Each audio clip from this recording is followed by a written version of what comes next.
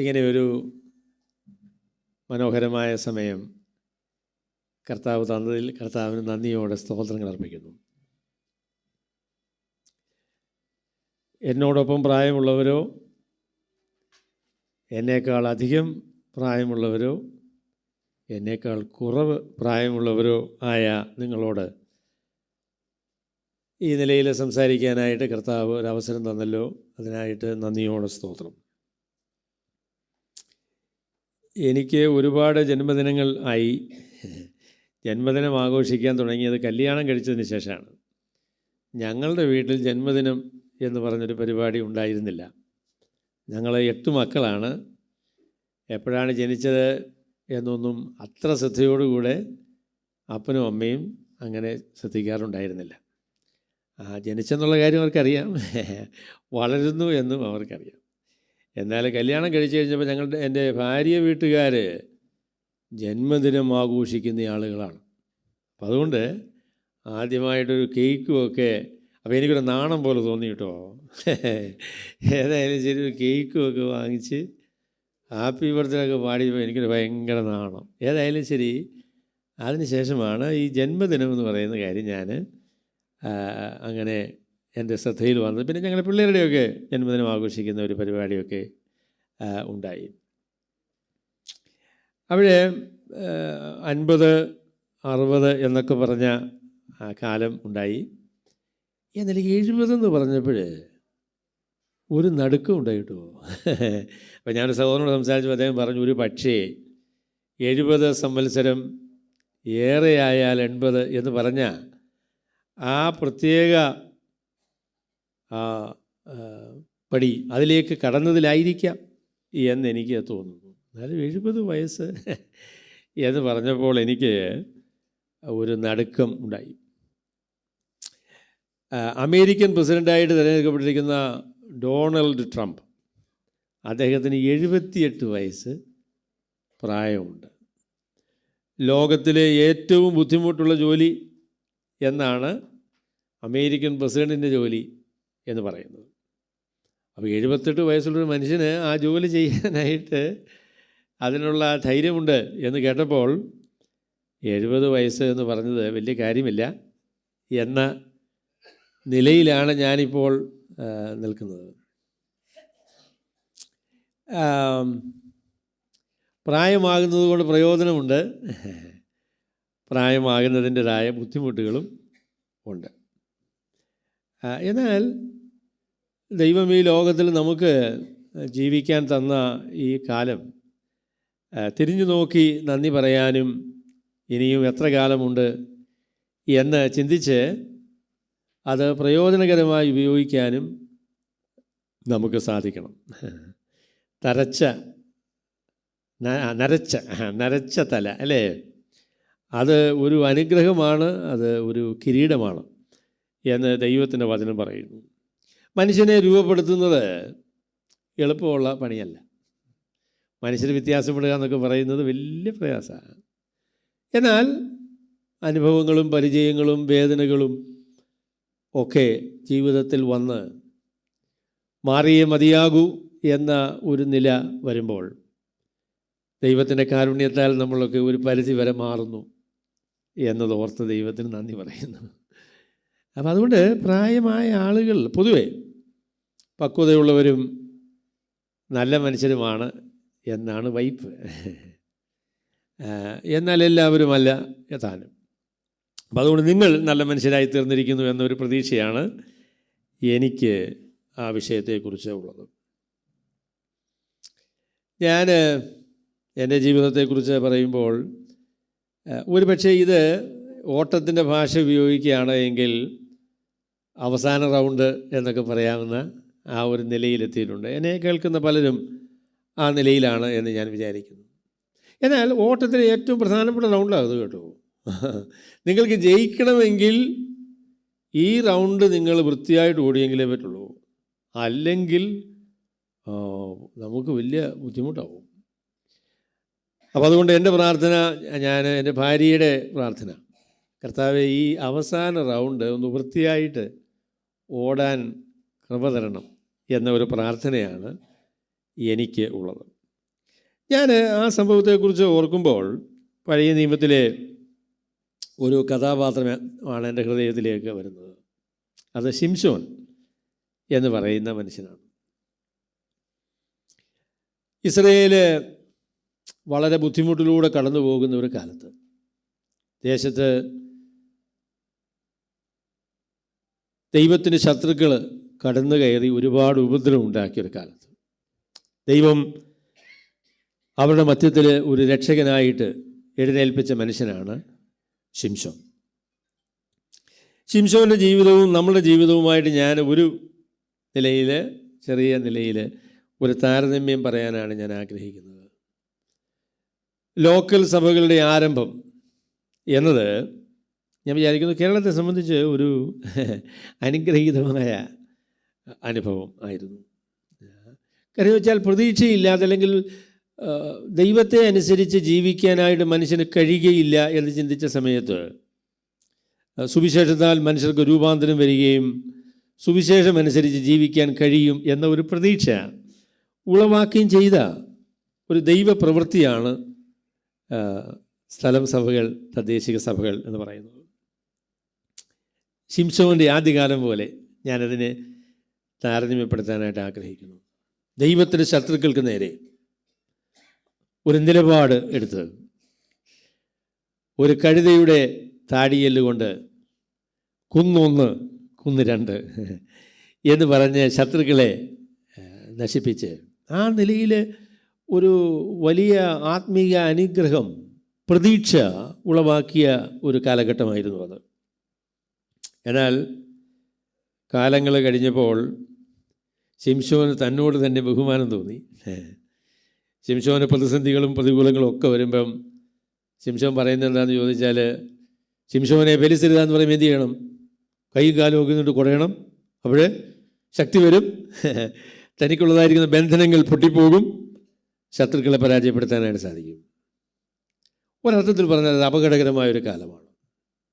ദൈവത്തിൻ്റെ അനുഗ്രഹം നമുക്ക് ലഭിച്ചിരിക്കുന്നു. നമുക്ക് ഇനിയും ദൈവത്തിൻ്റെ അനുഗ്രഹങ്ങളെ നമുക്ക് ലാഘവമായി വിചാരിക്കാം, അത് സ്വാഭാവികമായും യാന്ത്രികമായും വരും എന്നൊരു ചിന്തയിലേക്ക് മനുഷ്യന് വീണു പോകാനുള്ള സാധ്യതയുണ്ട്.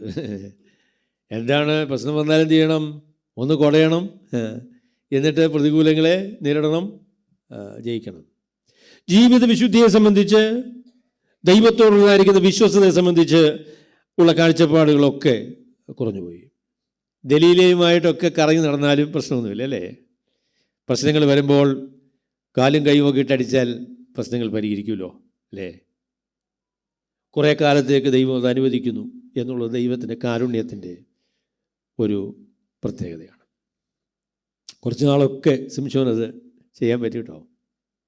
എന്നാൽ അതിന് ഒരു അവസാനം ഉണ്ടായി. ജീവിത വിശുദ്ധിക്കും ദൈവത്തോടുള്ള വിശ്വസ്തതയ്ക്കും വലിയ പ്രാധാന്യമുണ്ട് എന്ന് ദൈവം ശിംശോനെ ബോധ്യപ്പെടുത്തി. അവൻ്റെ ശക്തിയെല്ലാം നഷ്ടപ്പെട്ടു. ദലീല പറഞ്ഞു, ശിംശോനെ ഫെലിസ്തീനെന്ന് പറഞ്ഞു. കൊളയാനൊക്കെ ശ്രമിച്ചു കേട്ടോ, ഒന്നും നടന്നില്ല. അവരവനെ ബന്ധിച്ചു. എന്നിട്ട് അവനെ കൊണ്ടുപോയിട്ട് അവൻ്റെ കണ്ണുകൾ രണ്ടും ചൂഴ്ന്ന് എടുത്തു. അവനെ ദാഗോന്റെ ക്ഷേത്രത്തിൽ കൊണ്ടുപോയി അവിടെ ധാന്യം പൊടിക്കുന്ന ജോലി കൊടുത്തു. ഇസ്രയേലിൻ്റെ അഭിമാനമായിരുന്നവൻ, അവൻ്റെ മുൻപിൽ ഫെലിസ്ത്യര് വിറച്ചു നിന്ന ഒരു കാലഘട്ടം ഉണ്ടായിരുന്നു. ഇവിടെ ശിംശോൻ ഒരു കളിപ്പാട്ടമാണ്, ഒരു പരിഹാസ വിഷയമാണ്. ആർക്കും ശിംശോനോടൊരു ബഹുമാനവുമില്ല. എൻ്റെ പ്രിയ സഹോദരങ്ങളെ, ഞാൻ പറയട്ടെ, നമുക്ക് ദൈവം തന്നതായിരിക്കുന്ന അനുഗ്രഹങ്ങളും ദൈവത്തിൻ്റെ കാരുണ്യത്തിൽ മനസ്സിലാക്കാൻ കഴിഞ്ഞ കാര്യങ്ങളും ഒക്കെ നമ്മൾ ലാഘവമായി വിചാരിക്കുകയും അത് സ്വാഭാവികമായിട്ടൊക്കെ അങ്ങ് നടന്നോളും എന്ന് ചിന്തിക്കുകയും ചെയ്യുന്ന ഒരപകടം നമ്മുടെ എല്ലാവരുടെയും ജീവിതത്തിലുണ്ട്. കുറേ കാലത്തേക്കൊക്കെ ദൈവം അത് സമ്മതിക്കുന്നു എന്നുള്ളതും ദൈവത്തിൻ്റെ കാരുണ്യത്തിൻ്റെ ഭാഗമാണ്. എന്നാൽ ദൈവത്തോടുള്ള വിശ്വസ്തത അനിവാര്യമാകട്ടോ. ജീവിതത്തിൻ്റെ വിശുദ്ധിയും ദൈവത്തോടുള്ള സ്നേഹവും ദൈവഭയത്തിൽ ജീവിക്കുവാനുള്ള നിർബന്ധവും അത് വളരെ പ്രധാനപ്പെട്ട കാര്യങ്ങൾ തന്നെയാണ്. ശിംശോന് തൻ്റെ സ്ഥിതിയെക്കുറിച്ച് വലിയ സങ്കടം തോന്നി. താൻ കണ്ണ് കാണാൻ വയ്യാതെ, താൻ ഒരു കാലത്ത് പ്രശംസിച്ചിരുന്ന കാര്യങ്ങളൊന്നും കാണാൻ കഴിയാത്ത നിലയിൽ അന്ധനായിട്ട് താൻ അങ്ങനെ നിൽക്കുകയാണ്. അവസരത്തിൽ തൻ്റെ ഹൃദയത്തിൻ്റെ കണ്ണുകൾ വീണ്ടും തുറന്നു. താൻ ഈ അവസ്ഥയിൽ വന്നെത്തേണ്ട യാതൊരു കാര്യവുമില്ല എന്ന കാര്യത്തെക്കുറിച്ച് തനിക്ക് ബോധ്യമാണ്. അവന് ഒരു ദിവസം അവൻ്റെ കൈകൾ നീട്ടി അവന് ചുറ്റുമുള്ള ആ വലിയ തൂണിൽ അവർ പിടിപ്പിച്ചു. അത് അവന് മാനസാന്തരത്തിൻ്റെ ദിവസങ്ങളായിരുന്നു. അവൻ ദൈവത്തോട് പറഞ്ഞു, കർത്താവേ, എനിക്കൊരു മടങ്ങി വരവ് അവിടെ നിന്നാണ്. ഞാൻ നഷ്ടമാക്കി കളഞ്ഞ വർഷങ്ങളും ജീവിതാനുഭവങ്ങളും എന്നോട് ക്ഷമിക്കണം. നീ എന്നെ മടക്കി വരുത്തണം. എൻ്റെ പ്രിയ സഹോദരങ്ങളെ, ഞാൻ പറയട്ടെ, ശിംശോൻ്റെ ജീവിതം വിശ്വാസവീരന്മാരുടെ പട്ടികയിലുണ്ട്. വിശ്വാസവീരന്മാരുടെ പട്ടികയിൽ ശിംശോൻ. അതിന് കാരണം തൻ്റെ മാനസാന്തരമാണ്, തൻ്റെ മടങ്ങി വരവാണ്. അവൻ ജീവകാലത്ത് ചെയ്തതിനേക്കാളൊക്കെ അവന് ജീവിതത്തിൻ്റെ അന്ത്യത്തിൽ ദൈവത്തിന് വേണ്ടി നിവർത്തിച്ചാണ് അവൻ ഈ ലോകത്തിൽ നിന്ന് കടന്നുപോയത്. അവിടെ എനിക്ക് എന്നെക്കുറിച്ചും നിങ്ങളെക്കുറിച്ചൊക്കെയുള്ള പ്രാർത്ഥന അതാണ്. നമുക്കൊരു മടങ്ങി വരവ് വേണ്ടേ?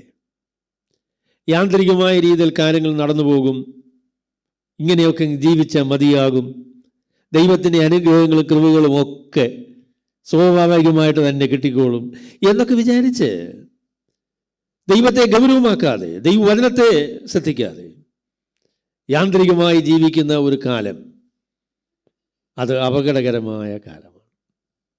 അത് അപകടകരമായ കാലമാണ്. കാരണം നമ്മുടെ പാപങ്ങൾ നമ്മെ കണ്ടെത്തുകയും ദൈവത്തോടുള്ള അവഗണന അതിനെ നേരിടുന്ന ഒരു സന്ദർഭം ഉണ്ടാവുകയും ചെയ്യും. അത് അപമാനകരമായ അനുഭവമാണ്. അത് വളരെ അപമാനകരമായ അനുഭവമാണ്. ആ നിലയിലേക്ക് പോകേണ്ട ആവശ്യമൊന്നുമില്ല കേട്ടോ. അങ്ങനെയൊന്നും സംഭവിക്കേണ്ട കാര്യമില്ല. എന്നാൽ ദൈവത്തിൻ്റെ കൃപയാൽ ദൈവത്തിലെ ഏറ്റവും അത്ഭുതകരമായ ഒരു വാക്യമാകട്ടോ, നാം നമ്മുടെ പാപങ്ങളെ ഏറ്റുപറയുന്നുവെങ്കിൽ അവൻ നമ്മോട് പാപങ്ങളെ ക്ഷമിച്ച് സകല അനീതിയും പോക്കി നമ്മെ ശുദ്ധീകരിപ്പാൻ തക്കവണ്ണം വിശ്വസ്തനും നീതിമാനുമാകുന്നു. മടങ്ങി വരുവാൻ അതിനുള്ള അവസരം ദൈവം ഒരുക്കുന്നു എന്നതാണ് ക്രിസ്തീയ ജീവിതത്തിൻ്റെ അനുഗ്രഹം. നമുക്ക് ഒരു കാലത്തുണ്ടായിരുന്ന ആ ആത്മീക അനുഭവത്തിലേക്ക്, അല്ല അതിനേക്കാൾ മെച്ചമായ അനുഭവത്തിലേക്ക് ഒന്നുകൂടെ, അല്ലേ? നാം ആയിരിക്കുന്ന നിലയിൽ മുൻപോട്ട് പോകുവാൻ പാടില്ല എന്നത് തന്നെയാണ് എനിക്ക് നിങ്ങളോട് പറയാനുള്ളത്. നമ്മുടെ ആത്മീക നില, ഇന്നത്തെ സ്ഥിതി അപകടകരമായ സ്ഥിതിയാണ്. നമുക്ക് മാനസാന്തരം ആവശ്യമാണ്, നമുക്ക് മടങ്ങി വരവ് ആവശ്യമാണ്. അതുകൊണ്ട് ശിംശോൻ ചെയ്തതുപോലെ നമുക്ക് ചെയ്യണം. നമ്മളെ തന്നെ ദൈവസന്നിധിയിൽ താഴ്ത്തി നമ്മുടെ പ്രശ്നങ്ങളെയൊക്കെ തിരിച്ചറിഞ്ഞ് നമ്മൾ മാനസാന്തരപ്പെടാനായിട്ട് നമ്മൾ മനസ്സ് വയ്ക്കുകയാണ് എങ്കിൽ നമുക്ക് വലിയ അനുഗ്രഹം ദൈവം വച്ചിട്ടുണ്ട്. പല സഹോദരങ്ങളും ഞാൻ അവരോട് സംസാരിക്കുമ്പോൾ ക്ഷീണിച്ചിരിക്കുക. അവർക്ക് ഒരു കാലത്തൊക്കെ ഭയങ്കര ആവേശമായിരുന്ന ആളുകൾക്ക് പറയുന്നത്, അന്ന് ആവേശം കാണിച്ചത് തന്നെ അത് വേണ്ടായിരുന്നു, അത്രയൊന്നും ആവേശത്തിന് ആവശ്യമില്ലായിരുന്നു എന്നൊക്കെ ചിന്തിക്കുന്ന ആളുകളുണ്ട്. അയ്യോ കർത്താവേ, ദൈവമേ, അങ്ങനെയൊക്കെയാണോ ദൈവഭക്തന്മാരുടെ ജീവിതം അവസാനിക്കുന്നത്? എൻ്റെ പോലെ സഹോദരങ്ങളെ, ഞാൻ പറയട്ടെ, ഈ കേരളത്തിലും ഇന്ത്യയിലും സത്യസുവിശേഷം പ്രസംഗിക്കാനായിട്ട് അതിനുള്ള പരിജ്ഞാനവും അതിനുള്ള അവസരവും ലഭിച്ച ആളുകൾ നമ്മളാണ്. സുവിശേഷം പറയാനായിട്ട് മറ്റു മനുഷ്യർക്ക് മനസ്സില്ല. അത് നമ്മൾ കൈവിട്ട് കളഞ്ഞാൽ അത് നമുക്ക് വലിയ നഷ്ടമല്ലേ? നാം ആദ്യ തലമുറക്കാരാണ്. ഈ അനുഗ്രഹം ഒരു നിലയിൽ അനുഭവിച്ച ആളുകളാണ്, അല്ലേ? നമ്മുടെ ആദ്യ കാലങ്ങളെക്കുറിച്ച് നമുക്കറിയാം. ദൈവം നമ്മുടെ മധ്യത്തിലുണ്ട് എന്ന ബോധ്യവും മനുഷ്യർ രക്ഷിക്കപ്പെട്ടു വരുന്നതും സഭകൾ ആരംഭിക്കുന്നതും ഒക്കെ നമ്മുടെ നിരന്തര അനുഭവമായിരുന്നു. എന്നാൽ ശിംശോന് സംഭവിച്ചതുപോലെ അല്ലേ, ശക്തി വിട്ടുപോയി. എല്ലാം പോയി എന്നൊന്നും ഞാൻ പറയുന്നില്ല. എങ്കിലും നമുക്കൊരു മാനസാന്തരവും മടങ്ങിവരവും ആവശ്യമാണ്. ഞാൻ പറയാം, ലോക്കൽ സഭകളുടെ പ്രതീക്ഷ നമ്മളാണ്, നിങ്ങളാണ്. ഞാനും നിങ്ങളും മാനസാന്തരപ്പെട്ടാൽ നമ്മളുടെ സഭകൾ അനുഗ്രഹിക്കപ്പെടുമെന്നുള്ളതിന് യാതൊരു സംശയവുമില്ല. ചെറുപ്പക്കാർ അവർ രണ്ടാം തലമുറക്കാരാണ് കേട്ടോ. അവർക്ക് ഈ അനുഗ്രഹത്തെക്കുറിച്ചും ഈ കാര്യത്തെക്കുറിച്ചൊന്നും അറിയത്തില്ല. നമ്മളൊക്കെ ദൈവത്തിൻ്റെ കാരുണ്യത്താൽ വില കൊടുത്ത് ദൈവത്തിന് സുവിശേഷം കേട്ട് വിശ്വസിച്ച് രക്ഷിക്കപ്പെട്ട് കർത്താവിന് വേണ്ടി നിൽക്കാനായിട്ട് ആവേശത്തോട് ഇറങ്ങിപ്പുറപ്പെട്ട ഒരു തലമുറയാണ്. എന്നാൽ അതൊക്കെ നമുക്ക് ഒരു പരിധി വരെ ആ ധൈര്യവും ആ സമർപ്പണവും ഒക്കെ നഷ്ടമായി. ഇന്ന് നമ്മുടെ നോട്ടം കർത്താവിൽ നിന്നൊക്കെ മാറ്റി ലോകത്തിലേക്കും ലോകത്തിൻ്റെ സാഹചര്യങ്ങളിലേക്കും ഒക്കെ ആയിപ്പോയി. എന്നാൽ കർത്താവിൻ്റെ അത്ഭുതകരമായ വാഗ്ദാനം എന്താ? നമ്മളെ തന്നെ നമ്മൾ താഴ്ത്തി ദൈവസന്നിധിയിൽ വിനയപ്പെട്ടാൽ നമുക്ക് ദൈവത്തിൻ്റെ അനുഗ്രഹവും മടക്കിത്തരാം എന്ന ആ വാഗ്ദാനമാണ്. അതുകൊണ്ട് എൻ്റെ പൊന്നു സഹോദരങ്ങളെ ഞാൻ പറയട്ടെ, നമുക്ക് ഒരു മടങ്ങി വരവ് വേണം. നാം ആയിരിക്കുന്ന നിലയിൽ നമുക്ക് മുൻപോട്ട് പോകുവാനായിട്ട് പാടില്ല. അപ്പോൾ 3 മേഖലകളിൽ വ്യത്യാസപ്പെടേണ്ടതിനെക്കുറിച്ച് ഞാൻ നിങ്ങളോട് പറയാം. 3 മേഖലകളിൽ വ്യത്യാസപ്പെടേണ്ടതിനെക്കുറിച്ച് ഞാൻ പറയാം. ഒന്നാമത് ഞാൻ നിങ്ങളോട് പറയാൻ ആഗ്രഹിക്കുന്ന മേഖല കർത്താവുമായുള്ള വ്യക്തിപരമായ ബന്ധമാണ്, ജീവിത വിശുദ്ധിയാണ്, കർത്താവിനുള്ള സ്നേഹമാണ്. അപ്പോൾ ആ മേഖലയെക്കുറിച്ചാണ് ഞാൻ ആദ്യം പറയാൻ ആഗ്രഹിക്കുന്നത്. നമുക്ക് ഒരു മടങ്ങിവരവ് ആവശ്യമാണ്. ആദ്യകാലങ്ങളിലൊക്കെ ക്വയറ്റ് ടൈം എടുക്കുന്ന രീതിയൊക്കെ ഉണ്ടായിരുന്നു. അതൊരു ആവേശമായിരുന്നു ഒരു കാലത്ത്. ഇപ്പോഴും ക്വയറ്റ് ടൈമൊക്കെ എടുക്കും, അതിലൊന്നും വലിയ അങ്ങനെ ചെയ്യുന്ന ആളുകളുണ്ട്. അത് ഒരുപാട് പേരെ സംബന്ധിച്ച് അത് ഒരുപക്ഷെ മറന്നുപോയി കാണുമായിരിക്കും.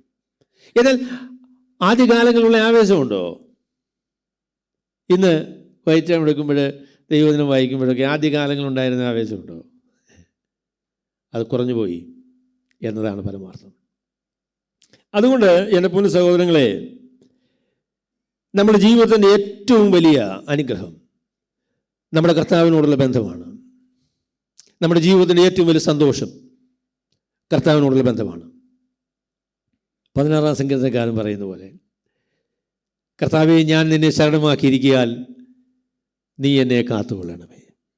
ഞാൻ യഹോവയോട് പറഞ്ഞത്, നീ ഒഴികെ എനിക്ക് ഒരു നന്മയുമില്ല. എൻ്റെ പൊന്നേ, ശരിക്കും അങ്ങനെയാണോ? നീ ഒഴികെ എനിക്ക് ഒരു നന്മയുമില്ല, ശരിക്കും? അയ്യോ, അങ്ങനെയൊന്നും അല്ലല്ലോ. നമുക്ക് കർത്താവ് ഒഴികെ എന്തെല്ലാം കാര്യങ്ങളുണ്ട്. കർത്താവിൻ്റെ സന്തോഷം തന്നില്ലെങ്കിലും വേറെ ഒരുപാട് സന്തോഷങ്ങളില്ലേ? ഒരു മടങ്ങി വരവ് നമുക്ക് ആവശ്യമില്ലേ? കർത്താവിനോടുള്ള സ്നേഹം എങ്ങനെയുണ്ട്? സുവിശേഷത്തെക്കുറിച്ചുള്ള ധൈര്യം എങ്ങനെയുണ്ട്? നമുക്ക് മടങ്ങി വരവ് ആവശ്യമാണ്. കർത്താവായ യേശു ക്രിസ്തുവിൽ കൂടെ ദൈവം നമ്മെ രക്ഷിച്ച ആ രക്ഷയുടെ സന്തോഷം നമുക്ക് തിരികെ പ്രാപിക്കണം.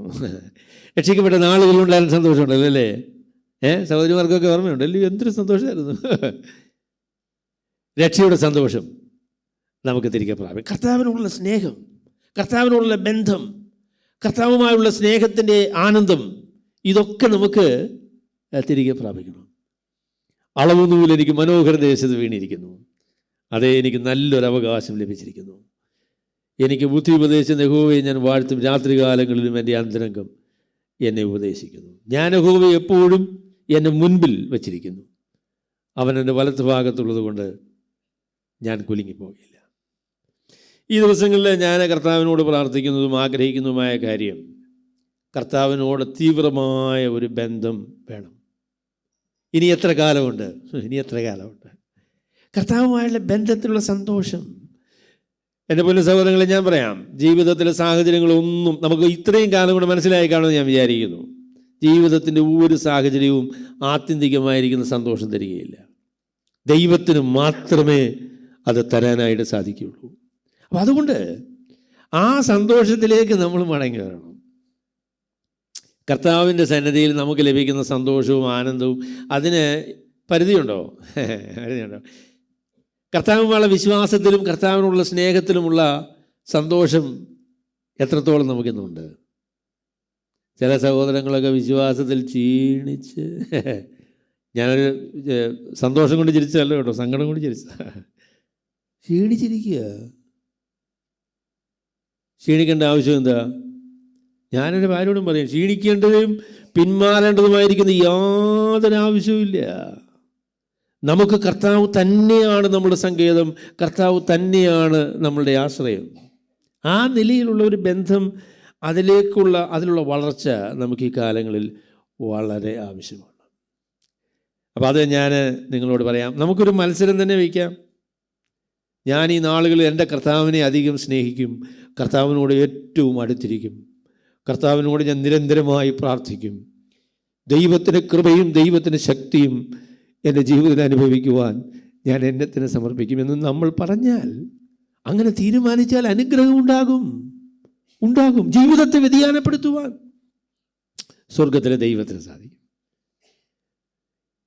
നമ്മുടെ ജീവിതത്തിൽ നഷ്ടപ്പെട്ടു പോയ അനുഗ്രഹങ്ങൾ, നമുക്ക് നഷ്ടപ്പെട്ടു പോയ സന്തോഷം, നമുക്ക് നഷ്ടപ്പെട്ടു പോയ ധൈര്യം, അതൊക്കെ നമുക്ക് മടക്കിയെടുക്കണം. നമുക്ക് നമ്മുടെ മധ്യത്തിൽ വലിയ സന്തോഷവും ആനന്ദവും ഉണ്ടാകണം. ആരാധന യോഗങ്ങളെക്കുറിച്ച് തന്നെ പറയാം, അല്ലേ? സന്തോഷമുണ്ടോ? ഉണക്ക ആരാധനകൾ. പെന്തക്കോസുകാർ പറയുന്നതിലൊരു കാര്യമുണ്ട് കേട്ടോ. ചില ആരാധന വന്നാൽ ഉറങ്ങിപ്പോകുന്ന ആരാധനയാണ്, ഒരു സന്തോഷവും ഇല്ല. ഞങ്ങളുടെ ഒരു സഹോദരൻ ഏതായാലും അദ്ദേഹം പറഞ്ഞു, എൻ്റെ വിശ്വാസത്തിനൊരു ഭാഗമായിട്ട് ഞാൻ പണ്ടേ തീരുമാനിച്ചിട്ടുള്ളതാ കൈയടിക്കുകയില്ല. ഓ, അത് ശരിയോ? കൈയടിക്കില്ലാന്ന് പണ്ട് ഞാൻ തീരുമാനിച്ചെന്നാ പറഞ്ഞത്, വിശ്വാസത്തിൻ്റെ ഭാഗമായിട്ട് തീരുമാനിച്ചതാ. ഇപ്പോഴും കൈയടിക്കത്തില്ല. അദ്ദേഹവും കൈയടിക്കത്തില്ല, അദ്ദേഹത്തിൻ്റെ ഭാര്യയും കൈയടിക്കില്ല. അത് ശരി. നമ്മളെ ഹൃദയത്തിൽ നിന്നുള്ള പാട്ടുകളൊക്കെ ഇല്ലല്ലേ? പാട്ടുകൾ കേട്ട് ഏറ്റുപാടുകയാണ്.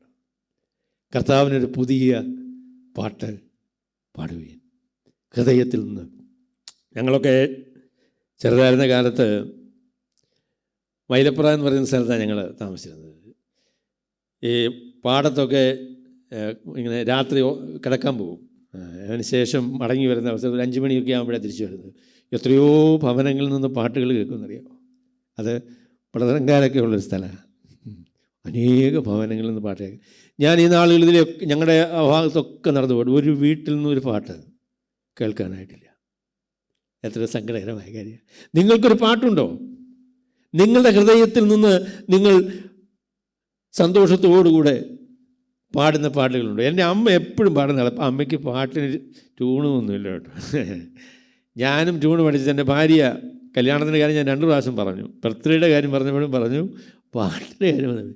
പാട്ട് അങ്ങ് പാടുകയേ ഉള്ളൂ. അപ്പോൾ അതിനെക്കുറിച്ച് മെയ്ക്ക് എ ജോയ്ഫുൾ നോയ്സ് എന്നാണ് അതിന് പറയുന്നത്. അങ്ങ് പാടും. എൻ്റെ അമ്മയ്ക്ക് പാട്ടിന് ട്യൂണൊന്നുമില്ലായിരുന്നു. പക്ഷേ അമ്മയ്ക്ക് എപ്പോഴും പാടാം.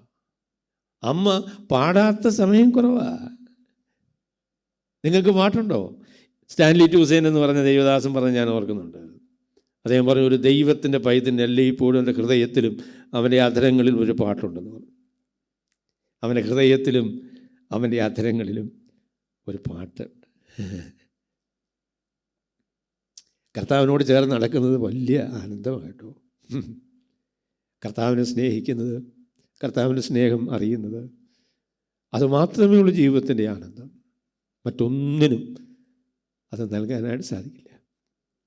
അതുകൊണ്ട് ഈ ദിവസങ്ങളിലെ എൻ്റെ പ്രാർത്ഥന അതാണ്, നിങ്ങൾക്ക് വേണ്ടിയുള്ള പ്രാർത്ഥന അതാണ്. നമുക്ക് കർത്താവിനോടുള്ള ബന്ധം, അതിൻ്റെ ആനന്ദം, അതിൻ്റെ ധൈര്യം, അതിൻ്റെ സന്തോഷം, അത് നമുക്ക് മടക്കി വാങ്ങണം. സത്യസന്ധമായി പ്രാർത്ഥിക്കുന്ന നമ്മളെല്ലാവരും കൂടെ ഒരു മനസ്സോടുകൂടെ ഹൃദയംഗമായി പ്രാർത്ഥിച്ചാൽ നമ്മുടെ ദേശത്തിനും നമ്മുടെ ജീവിതത്തിനും നമ്മുടെ സഭകൾക്കും അനുഗ്രഹം വരികയല്ലേ. വഴക്കുമൊക്കെ ഒന്ന് അവസാനിപ്പിക്കണം കേട്ടോ, അതൊക്കെ വേണം. അതിനെക്കുറിച്ച് ഞാൻ ഞാൻ പറഞ്ഞോളാം. എന്നാൽ ഈ അനുഗ്രഹം മതിയാകയില്ല, ഇന്നത്തെ നില മതിയാകയില്ല. ഇതിൽ നിന്ന് വ്യത്യാസം വരണം. ദൈവം നമ്മളെ സന്ധിക്കണം. ദൈവത്തിന് കൃപയും ദൈവത്തിൻ്റെ അനുഗ്രഹവും നമ്മൾ പ്രാപിക്കണം. അപ്പോൾ അത് ഒരു നിർബന്ധമായിട്ട് വെച്ചേക്കുള്ളൂ കേട്ടോ. ഇത് നമ്മുടെ ഫൈനൽ റൗണ്ടാണ്. എത്ര കാലമുണ്ട് എന്ന് നമുക്കറിയില്ല. അതുകൊണ്ട് കാലം കഴിയുന്നതിന് മുന്നമേ, നമ്മുടെ നാളുകൾ തീർന്നു പോകുന്നതിന് മുന്നമേ ഈ ലോകത്തിൽ വെച്ച് കർത്താവിനെ അനുഭവിക്കുവാൻ സങ്കീർത്തനക്കാരൻ പറയുന്നത് പോലെ രുചിച്ച് അറിയുവാൻ നമ്മുടെ മക്കൾക്ക് വേണ്ടി പ്രാർത്ഥിക്കണം. കൊച്ചുമക്കൾക്ക് വേണ്ടി പ്രാർത്ഥിക്കണം. സഹോദരങ്ങൾക്ക് വേണ്ടി പ്രാർത്ഥിക്കണം. ഈ സൈഡിലോട് ഞാൻ പ്രത്യേകിച്ച് പറയാം കേട്ടോ, സഹോദരിമാരോട് പ്രത്യേകിച്ച് പറയാം. പ്രാർത്ഥനയൊക്കെ എങ്ങനെയുണ്ട്? പ്രാർത്ഥന എങ്ങനെയുണ്ട്? പ്രാർത്ഥിക്കുന്ന ദൈവം മനുഷ്യർ പ്രാർത്ഥിച്ച ദൈവം കേൾക്കില്ലേ? പെട്ടെന്നൊക്കെ കേൾക്കുമെന്നൊന്നും എനിക്കറിയത്തില്ല. കേൾക്കുമല്ലേ? കേൾക്കും. നമ്മൾ വിചാരിക്കുന്ന രീതിയിൽ ദൈവം മറുപടി അങ്ങനെ പെട്ടെന്ന് തന്നു എന്ന് വരികയില്ല. എന്നാൽ പ്രാർത്ഥനയ്ക്ക് വലിയ ശക്തിയുണ്ട്, അതിന് വലിയ പ്രയോജനമുണ്ട്. ഈ നാളുകളിൽ നമുക്ക് ദൈവം ഒരു വലിയ വ്യത്യാസം വരുത്തട്ടെ. നമുക്കൊരു വലിയ ഉണർവ് ദൈവം തരട്ടെ. നമ്മളെല്ലാവരും ദൈവസന്നിധിയിൽ വിനയപ്പെട്ട് പ്രാർത്ഥിച്ച് നമ്മളെ ദൈവസന്നിധിയിൽ സമർപ്പിക്കുവാൻ നമുക്ക് ആവശ്യമായിരിക്കും. അതിനോട് ചേർത്ത് ഞാൻ ഒരു കാര്യം കൂടെ പറയാം. അതെന്താണെന്ന് ചോദിച്ചാൽ, നമ്മളുടെയൊക്കെ മധ്യത്തിലുള്ള പ്രശ്നമെന്ന് പറയുന്നത്, നമ്മളെല്ലാവരും മറ്റുള്ളവരെ നന്നാക്കാനായിട്ടാണ് തീരുമാനിച്ചിരിക്കുന്നത്. അത് നമ്മളെല്ലാവരുടെയും തീരുമാനമാണ്. സഹോദരന്മാരെ നന്നാക്കാനായിട്ട് എന്തൊരു ഉത്സാഹമാണെന്നറിയാമോ? സഭയിലുള്ള ആരെയും ആദ്യം എല്ലാവരെയും നന്നാക്കാൻ വേണ്ടിയാണ് നിൽക്കുന്നത്. പക്ഷേ ഒരു പ്രശ്നം, സ്വയം നന്നാകാൻ ആഗ്രഹമില്ല. അതൊരു ഭയങ്കര സങ്കടമാണല്ലോ. മറ്റുള്ളവരെ നന്നാക്കി നോക്കുന്ന നല്ല കാര്യം തന്നെ, പക്ഷേ ആദ്യമേ ആ ശ്രദ്ധ നമ്മിലേക്ക് തന്നെ നമുക്ക് തിരിക്കുക. നമ്മുടെ ജീവിതത്തെക്കുറിച്ചും നമ്മുടെ പ്രശ്നങ്ങളെക്കുറിച്ചും ഗൗരവമായി ചിന്തിക്കുന്ന എത്ര പേരുണ്ട്? കർത്താവേ, ഞാൻ വ്യത്യാസപ്പെടണം എന്ന് പറയുന്ന എത്ര മനുഷ്യരുണ്ട്? എല്ലാവരും മറ്റുള്ളവരെ വ്യത്യാസപ്പെടുത്താനാണ് നടക്കണേ. മറ്റുള്ളവരൊന്ന് ഗുണപ്പെട്ടാൽ ആയിരുന്നെങ്കിൽ കാര്യമെല്ലാം വെച്ചേനെ അല്ലേ? സഭയിലെ പ്രശ്നം ആരാ? ഞാനാണ് സഭയിലെ പ്രശ്നമെന്ന് സാക്ഷി പറയുന്ന ആരെങ്കിലും ഇവിടെ ഇരിപ്പുണ്ടോ? കർത്താവേ, ഈ സഭയുടെ അനുഗ്രഹത്തിന് തടസ്സം ഞാനാണ്, എന്നോട് ക്ഷമിക്കണം, ഞാൻ വ്യത്യാസപ്പെടാം എന്ന് പറയുന്ന എത്ര മനുഷ്യരുണ്ട്? ഇല്ലെന്നേ. എല്ലാം മറ്റുള്ളവരുടെ പ്രശ്നമല്ലേ. കർത്താവ് പറഞ്ഞു, മറ്റുള്ളവർ കണ്ണിലെ കരടെടുക്കുന്നതിന് മുന്നമേ സ്വന്തം കണ്ണിൽ നിന്ന് കോലെടുത്ത് മാറ്റണമെന്ന് പറഞ്ഞു. പരീശന്മാർ അവർ ചെയ്ത കാര്യം അതാണ്. ദേശം നന്നാക്കാനും മറ്റുള്ളവരെ നന്നാക്കാനും അങ്ങ് തീരുമാനിച്ചവർ, പക്ഷേ സ്വയം നന്നായില്ല.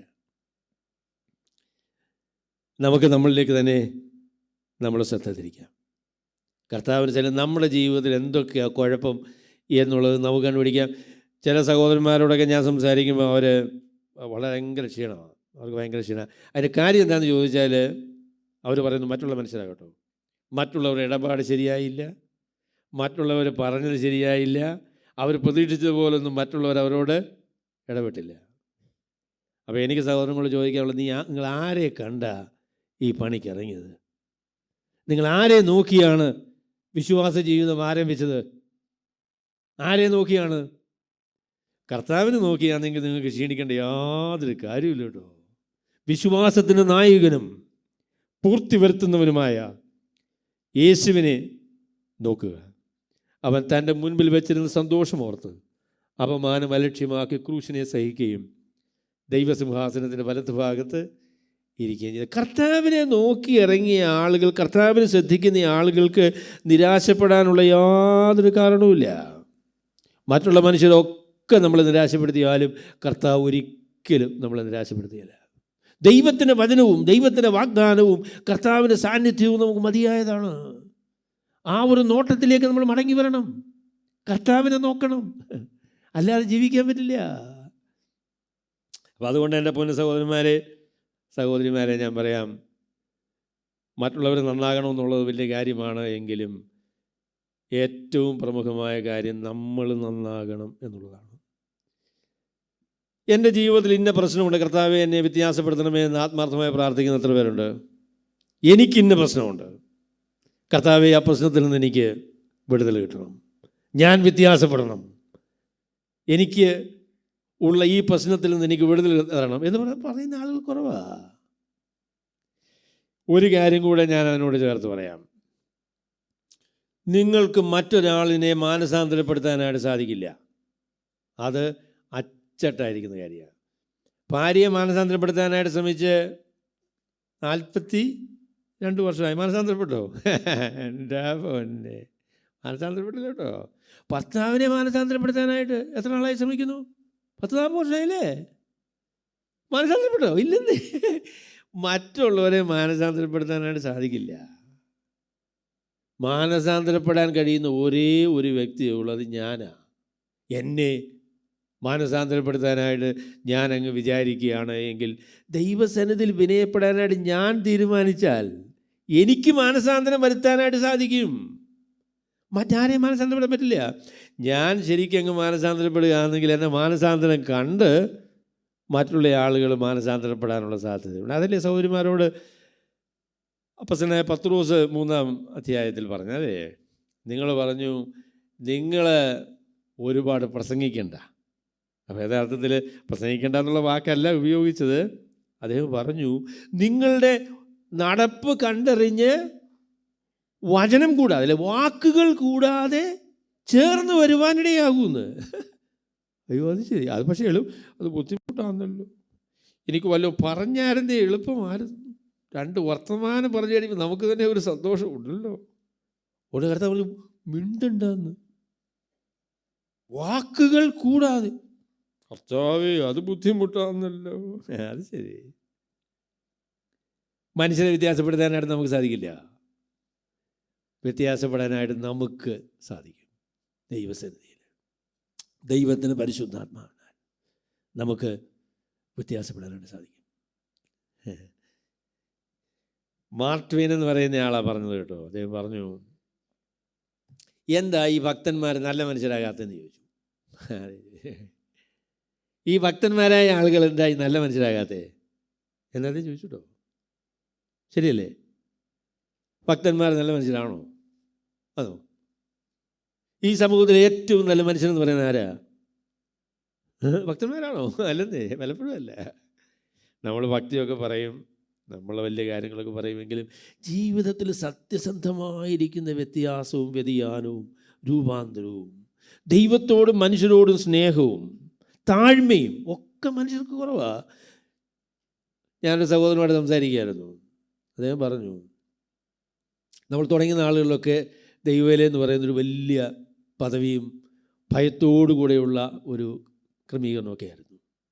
എന്നാൽ ഇപ്പോഴേ അധികാരവും അവകാശവും ഒക്കെയാണ് ഇപ്പോഴത്തെ പ്രധാന വിഷയം. അതാണ് വിഷയം. താഴ്മയും വിനയവും സേവനവും ഒക്കെ വിട്ടുപോയി അല്ലേ? 12-ാം സങ്കീർത്തനമല്ലയോ പറഞ്ഞത്? കർത്താവെ സഹായിക്കണമേ, ഭക്തന്മാർ ഇല്ലാതെ പോകുന്നു. അയ്യോ, സങ്കടമാണല്ലോ. നമ്മൾ സത്യസന്ധമായി ഭക്തന്മാരാകാൻ തീരുമാനിച്ചാൽ അത് എളുപ്പമല്ല, അത് ബുദ്ധിമുട്ടാണ്. എന്നാൽ നമുക്ക് വലിയ സ്വാധീനം നമ്മുടെ ചുറ്റുപാടും ചെലുത്താനായിട്ട് സാധിക്കും. നമ്മുടെ ആഗ്രഹങ്ങൾ വ്യത്യാസപ്പെടേണ്ടിയിരിക്കുന്നു. ഈ നാളുകളിൽ നമ്മുടെ പ്രാർത്ഥന എന്താ? കർത്താവേ, കഴിഞ്ഞ നാളുകളെക്കാളും അധികം നീ എന്നെ ഭക്തനാക്കി തരണം. എനിക്ക് ഭക്തി തരണം, ദൈവത്തോടുള്ള ഭയം. ഈ തലമുറയിൽ ദൈവത്തെ ഭയപ്പെടുന്ന, ദൈവത്തെ സ്നേഹിക്കുന്ന ദൈവമക്കളായിട്ട് ജീവിക്കണം.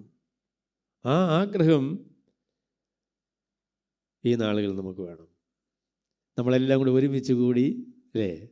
നമുക്കിത് വളരെ സന്തോഷമാണ്. നമ്മൾ ഒരുമിച്ച് കൂടി ഇങ്ങനെ ഒരുമിച്ച് കൂടിയതുകൊണ്ട് നമ്മൾ എന്താണ് നേടിയെടുക്കാനായിട്ട് ആഗ്രഹിക്കുന്നത്? ഏത് നിലയിലാണ് നമ്മളിത് കഴിഞ്ഞ് മടങ്ങിപ്പോകാനായിട്ട് തീരുമാനിക്കുന്നത്? ഞാൻ പറയാം, കഴിഞ്ഞ കാലങ്ങളിൽ ജീവിച്ചതുപോലെ അല്ല കർത്താവേ, എനിക്ക് എൻ്റെ ജീവിതത്തിൽ ദൈവം ആഗ്രഹിക്കുന്നത് പോലെ ഒരു ചെറിയ കാലഘട്ടമെങ്കിലും ജീവിച്ച് കർത്താവിൻ്റെ അടുക്കലേക്ക് വരാൻ എനിക്ക് സാധിക്കണം. അതിനുള്ളൊരു സമർപ്പണം, അതിനുള്ള ഒരു തീവ്രമായ ആഗ്രഹം നമുക്ക് ആവശ്യമാണ്. സത്യസന്ധമായുള്ള ഭക്തി നമുക്ക് വേണം. ദൈവഭയം വേണം. കർത്താവിനെ തിരിച്ചറിയാനായിട്ട് നമുക്ക് സാധിക്കണം. കർത്താവിനോട് ചേർന്ന് നമുക്ക് നടക്കണം. നമ്മളുടെ സമൂഹവും നമ്മളുടെ സഭയും ഒക്കെ നമ്മുടെ വ്യക്തിപരമായ കർത്താവിനോടുള്ള സ്നേഹവും നമ്മുടെ ജീവിതത്തിൽ ദൈവത്തിൻ്റെ പരിശുദ്ധാത്മാവ് വരുത്തിയ വ്യത്യാസവും ഒക്കെ കണ്ട് അനുഗ്രഹിക്കപ്പെടുവാനായിട്ടിടയായത്. 70-ാമത്തെ വയസ്സ് അങ്ങനെ ഒരു ചിന്തയാണ് എൻ്റെ ഹൃദയത്തിൽ. എളുപ്പമൊന്നും അല്ലെന്നുള്ള കാര്യം എനിക്കറിയാം കേട്ടോ, എളുപ്പമല്ലെന്ന് എനിക്കറിയാം. ദൈവം പ്രത്യേകമായ നിലയിൽ ചില വ്യത്യാസങ്ങളൊക്കെ ജീവിതത്തിൽ വരുത്തി കർത്താവിൻ്റെ മഹത്വം വരുത്തുന്ന ചില പ്രത്യേക അനുഭവങ്ങളൊക്കെ കർത്താവ് നമ്മുടെ ജീവിതത്തിൽ തന്ന് കർത്താവിനെ സ്നേഹിക്കുന്ന ഒരനുഭവം നമുക്ക് വേണം. അങ്ങനെ സാധിക്കും, അത് സാധിക്കും, അത് സാധിക്കണം. ഈ നിലയിൽ നമുക്ക് മുൻപോട്ട് പോകാൻ പറ്റുകയില്ല, അത് പാടില്ല. കർത്താവിനെ അറിഞ്ഞ ആളുകൾ അങ്ങനെ ജീവിച്ച് അവസാനിക്കാനായിട്ട് പാടില്ല. നമ്മളുടെ അന്ത്യ റൗണ്ട് ശിംശോനെക്കുറിച്ച് പറഞ്ഞതുപോലെ, കർത്താവേ, ദൈവത്തിൻ്റെ അനുഗ്രഹങ്ങളും ദൈവത്തിൻ്റെ കൃപകളും ഒക്കെ ഞാൻ അനുഭവിച്ചൊരു കാലം എനിക്കുണ്ടായിരുന്നു. എൻ്റെ മുൻപിൽ ആളുകളൊക്കെ നടുങ്ങി, ദൈവത്തിൻ്റെ കരവും പ്രവർത്തനവും കണ്ട് നടുങ്ങിയ ഒരു കാലമുണ്ടായിരുന്നു. അതെനിക്ക് മടക്കി തരണം, അതിലേക്ക് എന്നെ മടക്കി കൊണ്ടുവരണം. ദൈവത്തിൻ്റെ ശക്തിയും ദൈവത്തിൻ്റെ കൃപയും എനിക്ക് തരണം. സാധിക്കില്ലേ? ദൈവം ചെയ്യില്ലേ? ഇല്ലേ? അത് നമ്മുടെ ജീവിതത്തിൽ സാധിച്ചാൽ ഈ മീറ്റിംഗ് ദൈവം ക്രമീകരിച്ചതും ഇത് നമ്മളുടെയൊക്കെ ജീവിതത്തിൻ്റെ ഒരു വഴിത്തിരിവും നമ്മുടെ സഭകളുടെ അനുഗ്രഹത്തിൻ്റെ ഒരു തുടക്കവുമായിട്ട് ദൈവം തുറക്കും. കാരണം ആ നിലയിലുള്ള ആളുകളാണ് നമ്മൾ. അതാണ് അതിൻ്റെ കാരണം. നമ്മൾ ആ തലമുറക്കാരാണ്. ദൈവം നമ്മളെ വിളിച്ച് വേർതിരിച്ച് കർത്താവിന് വേണ്ടി ആക്കി തീർത്ത ആ നിലയിലുള്ള ആളുകളാണ് നമ്മൾ മടങ്ങി വരുവാനായിട്ട് തീരുമാനിച്ചാൽ മതി. നമ്മുടെ മധ്യത്തിൽ നിന്ന് പ്രാർത്ഥനയും ദൈവത്തോടുള്ള അഭയയാചനയും ദൈവസന്നിധിയിലുള്ള സമർപ്പണവും ആ നിലയിൽ ഉണ്ടാകുകയാണ് എങ്കിൽ വലിയ അനുഗ്രഹം ഉണ്ടാവും, വലിയ അനുഗ്രഹം ഉണ്ടാവും. ഒരു സഭയുടെ ആത്മീയ നില നിയന്ത്രിക്കുന്നത് അവിടുത്തെ തലയെടുപ്പുള്ള മുതിർന്ന സഹോദരങ്ങൾ തന്നെയാണ്. ഒരു സഭയുടെ ആത്മീയ നില നിയന്ത്രിക്കുന്നവരാണ്. നമ്മളുടെ ആത്മീയക്കുറവാണ് നമ്മുടെ സഭകളുടെ ആത്മീയ അധപ്പതനത്തിന് കാരണം. നമ്മളുടെ ആത്മീയത കൈവിട്ട് കളഞ്ഞതാണ് നമ്മുടെ സഭകളുടെ അധപ്പതനത്തിന് കാരണം. അതാ. അപ്പോൾ അതുകൊണ്ട് എൻ്റെ പൊന്ന സഹോദരങ്ങളെ ഞാൻ പറയട്ടെ, നമുക്ക് ദൈവസന്നിധിയിൽ വിനയപ്പെടാം, ദൈവത്തോട് പ്രാർത്ഥിക്കാം. എനിക്ക് വളരെ ആശ്ചര്യം തോന്നിയിട്ടുള്ളൊരു കാര്യം, കർത്താവ് എന്ത് പാപമാണെങ്കിലും ക്ഷമിക്കുമെന്നുള്ള കാര്യമാണ്. അയ്യോ, നമ്മളാരെങ്കിലും ക്ഷമിക്കുമോ? എൻ്റെ പൊന്നെ, ക്ഷമിക്കുമോ? അല്ല കാര്യം. ഈ രാഷ്ട്രീയക്കാർ പറയും കേട്ടോ, രാഷ്ട്രീയക്കാർ പറയും നിങ്ങൾ ഒരിക്കലും തെറ്റ് സമ്മതിക്കരുതെന്ന് പറയും. എന്ത് തെറ്റ് ചെയ്താലും ന്യായീകരിച്ചോണം, ഒരിക്കലും തെറ്റ് സമ്മതിക്കരുത്. തെറ്റ് സമ്മതിച്ചാലുള്ള കുഴപ്പം എന്താണെന്നറിയാമോ? നാട്ടുകാർ വിടില്ല, അവരെ തല്ലിക്കൊന്നാൽ പിന്നെ ക്ഷമിക്കില്ല. അതുകൊണ്ടാണ് ചെയ്തിട്ടില്ല എന്ന് പറഞ്ഞോണമെന്ന് മനുഷ്യർ ക്ഷമിക്കില്ല കേട്ടോ. എന്നാൽ നാം നമ്മുടെ പാപങ്ങളെ ഏറ്റുപറയുന്നുവെങ്കിൽ അവൻ നമ്മോട് പാപങ്ങളെ ക്ഷമിച്ച് സകല അനീതിയും പോക്കി നമ്മെ ശുദ്ധീകരിപ്പാൻ കൊണ്ട് വിശ്വസ്തനും നീതിമാനുമാകും. നമ്മുടെ എന്ത് പാപങ്ങളും ദൈവസന്നിധിയിൽ വന്ന് പറഞ്ഞാൽ ദൈവം ക്ഷമിക്കും. എന്ത് പാപം തന്നെ ക്ഷമിക്കും. എൻ്റെ പൊന്നെ, എന്തൊരു ഭയങ്കര കാര്യമാണ് അല്ലേ? കർത്താവിനോട് പറഞ്ഞാൽ മനുഷ്യരെങ്ങനെ എന്തിനാ ഈ പാപവും കൊണ്ട് നടക്കുന്നതിൻ്റെ കാര്യം എന്താ? അസൂയ, പിണക്കം, മത്സരം, അല്ലേ, കയ്പ്, വിദ്വേഷം, ഇതെല്ലാം കൊണ്ട് നടക്കാൻ കാര്യം എന്താ? ഈ പാപങ്ങളൊന്നും ദൈവത്തിന് സമ്മതിക്കുകയില്ല. അതുകൊണ്ടാണ്. അല്ല എന്താ? ദൈവം ക്ഷമിക്കാനായിട്ട് മനസ്സാണ്, പക്ഷേ ഞാൻ സമ്മതിക്കുകയില്ല. പിന്നെന്ത് ചെയ്യും? ദൈവസന്നിധിയിൽ നമ്മൾ പാപങ്ങളെ ഏറ്റുപറഞ്ഞ് ദൈവസന്നിധിയിൽ വിനയപ്പെട്ട് ദൈവത്തോട് പ്രാർത്ഥിച്ചാൽ നമ്മുടെ എല്ലാ പാപങ്ങളെയും ദൈവം ക്ഷമിക്കും. അപ്പോൾ അതിനെക്കുറിച്ച് എസ് ലൂയിസ് ജോൺസൺ എന്ന് പറയുന്ന ദൈവദാസൻ പറഞ്ഞ പ്രസ്താവന ഞാൻ പറയാം. അദ്ദേഹം പറഞ്ഞു, ഒരു ഭക്തയുടെ ജീവിതത്തിൻ്റെ വായുടെ ഒരു ഭാഗത്ത് പാപത്തെ ഏറ്റുപറയുന്നു, മറുഭാഗത്ത് പാപം ക്ഷമിച്ചതിന് നന്ദി പറയുന്നതുമാണ്. With one corner of your mouth you confess your sins, and with the other corner you thank him because he is willing to forgive. ദൈവം ക്ഷമിക്കാൻ മനസ്സുള്ളയാണ്. എന്തൊരു അത്ഭുതം അല്ലേ! എന്ത് പാപം പറഞ്ഞാലും ദൈവം ക്ഷമിക്കും. കർത്താവായ യേശുക്രിസ്തു രക്തത്താൽ കഴുകി നമ്മളെ ശുദ്ധരാക്കും. ദൈവത്തിൻ്റെ സന്നിധിയിൽ നല്ല മനസാക്ഷിയും ദൈവത്തോടുള്ള ആ നിർമ്മലതയും കർത്താവ് മടക്കിത്തരും. ദാവീദ് പറഞ്ഞ പോലെ അല്ലേ, ദാവീദ് പറഞ്ഞ പോലെ, ഈ സോപ്പ് കൊണ്ട് എന്നെ കഴുകണമേ, നിർമ്മലമായ ഒരു ഹൃദയം എന്നെ സൃഷ്ടിച്ച്, ശാശ്വതമായിരിക്കുന്ന അല്ലേ, നിർമ്മലമായൊരു ഹൃദയം എന്നെ സൃഷ്ടിച്ച് സ്ഥിരമായൊരാത്മാവിനാൽ എന്നെ പുതുക്കണമേ അല്ലേ. അപ്പോൾ അതുകൊണ്ട് എൻ്റെ പൊന്നു സഹോദരങ്ങളെ ഞാൻ പറയാം, കർത്താവ് നമ്മളെ കഴുകി വെടിപ്പാക്കി നമ്മളുടെ എല്ലാ പാപങ്ങളെയും ക്ഷമിച്ച് നല്ല നിർമ്മലമായ മനുഷ്യരാക്കി നമ്മളെ രൂപപ്പെടുത്താനായിട്ട് ദൈവം തീരുമാനിച്ചിരിക്കുകയാണ്. ഒരർത്ഥത്തിൽ പറയുമ്പോൾ നമ്മളുടെ സ്ഥാനമനുസരിച്ച് ദൈവം നമ്മളെ അങ്ങനെ ആക്കിയിരിക്കുന്നത് അല്ലേ. യേശുക്രിസ്തുവിൻ്റെ പേരിൽ നമ്മളെ പാപരഹിതരായിട്ട് കണക്കാക്കിയിരിക്കുക. അത് ദൈവം സുവിശേഷം മുഖാന്തരമായിട്ട് ചെയ്ത കാര്യമാണ്. എന്നാൽ പ്രായോഗിക ജീവിതത്തിലും ഈ നിലയിലുള്ള ഒരു അനുഭവം ദൈവം ആഗ്രഹിക്കുന്നുണ്ട്. അവിടെയാണ് നമുക്ക് സുവിശേഷത്തിൻ്റെ ശക്തി അനുഭവിക്കാനായിട്ട് സാധിക്കുന്നത്. സുവിശേഷം നമ്മുടെ ജീവിതത്തെ ശുദ്ധീകരിക്കുമ്പോൾ, നമ്മുടെ കാഴ്ചപ്പാടുകളെയും നമ്മുടെ ആഗ്രഹങ്ങളെയും ഒക്കെ വ്യതിയാനപ്പെടുത്തുമ്പോൾ, അവിടെയാണ് നമുക്ക് യഥാർത്ഥമായിട്ടുള്ള സന്തോഷം, രക്ഷയുടെ സന്തോഷം എന്ന് പറയുന്ന ആ അനുഭവം നമുക്ക് ലഭിക്കുന്നത്. അങ്ങനെയാണ് നമ്മൾ മാനസാന്തരപ്പെടുവോ, നമ്മൾ വ്യത്യാസപ്പെടുവോ? അങ്ങനെ നമ്മൾ ദൈവസന്നിധിയിൽ നമ്മളെ തന്നെ താഴ്ത്തി വിനയപ്പെടുവാനായിട്ട് മനസ്സ് വെച്ചാൽ, നമ്മുടെ സ്വഭാവത്തിലുള്ള വികലതയും ബുദ്ധിമുട്ടും അഹങ്കാരവും ഒക്കെ വിട്ടുകളയാനായിട്ട് നമ്മൾ മനസ്സ് വെച്ചാൽ, നമ്മുടെ കുടുംബത്തിന്, നമ്മുടെ സഭയ്ക്ക്, നമ്മുടെ ദേശത്തിന് നമ്മളൊരു അനുഗ്രഹമായിട്ട് തീരും. ഞാൻ സാധാരണ പറയുന്നൊരു കാര്യം ഞാൻ വീണ്ടും പറയുകയാണ്. സോദോമിന് പറ്റിയ പ്രശ്നം എന്താ? അബ്രഹാം ദൈവത്തോട് പറഞ്ഞപ്പോൾ പറഞ്ഞു, കർത്താവേ, സോദോമിൽ 50 നീതിമാന്മാരുണ്ടെങ്കിൽ നീ ആ ദേശത്തെ നശിപ്പിക്കുമെന്ന് ചോദിച്ചു. ഇല്ലെന്ന് പറഞ്ഞു. 50 നീതിമാന്മാരുണ്ടെങ്കിൽ നശിപ്പിക്കില്ല. ഞാൻ പറയാനങ്ങ് തുടങ്ങിയല്ലോ, 40 പേരാണെങ്കിലോ ഇല്ല. പറഞ്ഞ് 10 നീതിമാന്മാർ വരെ വന്നു കേട്ടോ. ചിലർ 5 ആക്കും, എന്നാലും 10 നീതിമാന്മാർ വരെ വന്നു. സോദോമിൽ 10 നീതിമാന്മാരുണ്ടായിരുന്നെങ്കിൽ ഇന്നും ആ നഗരം നിൽക്കുമായിരുന്നു. ആ ദേശത്തിന് പറ്റിയ പരാജയം അവിടെ 10 നീതിമാന്മാരില്ലാതെ പോയി എന്നുള്ളതാണ്. നമ്മുടെ സഭകളിലൊക്കെ നീതിമാന്മാരുണ്ടോ? ദൈവത്തിന് ന്യായവിധി വരുവാൻ ആവശ്യമായ വിധം നമ്മൾ ദൈവത്തിൻ്റെ മുഖത്തെ കാണാതെ വേണം നമ്മൾ തിരിഞ്ഞ്, ഇസ്രയേലിന് പറ്റിയതുപോലെ അല്ലേ, അവരുടെ ഹൃദയം കഠിനമായി പോയി എന്നാണ് പറഞ്ഞത്. നിങ്ങളുടെ മുഖമല്ല, നിങ്ങളുടെ പുരോഭാഗമാണ് എന്നെ നേരെ തിരിച്ചെന്നാണ് പറഞ്ഞത്. നിങ്ങൾ ഓർത്ത് നോക്കി, ദൈവം നിൽക്കുന്നുടനെ എബൌട്ട് ടേൺ തിരിഞ്ഞ് പൃഷ്ഠം കാണിച്ചിങ്ങനെ നിൽക്കുക. എൻ്റെ പോലെ എന്തൊരു ഭയങ്കരമാണെന്ന് പറഞ്ഞ്, വിശ്വാസികളുടെ മത്സരമെന്ന് പറയുന്നത് ഭയങ്കരമാണ് കേട്ടോ, ഭയങ്കരമാണ്.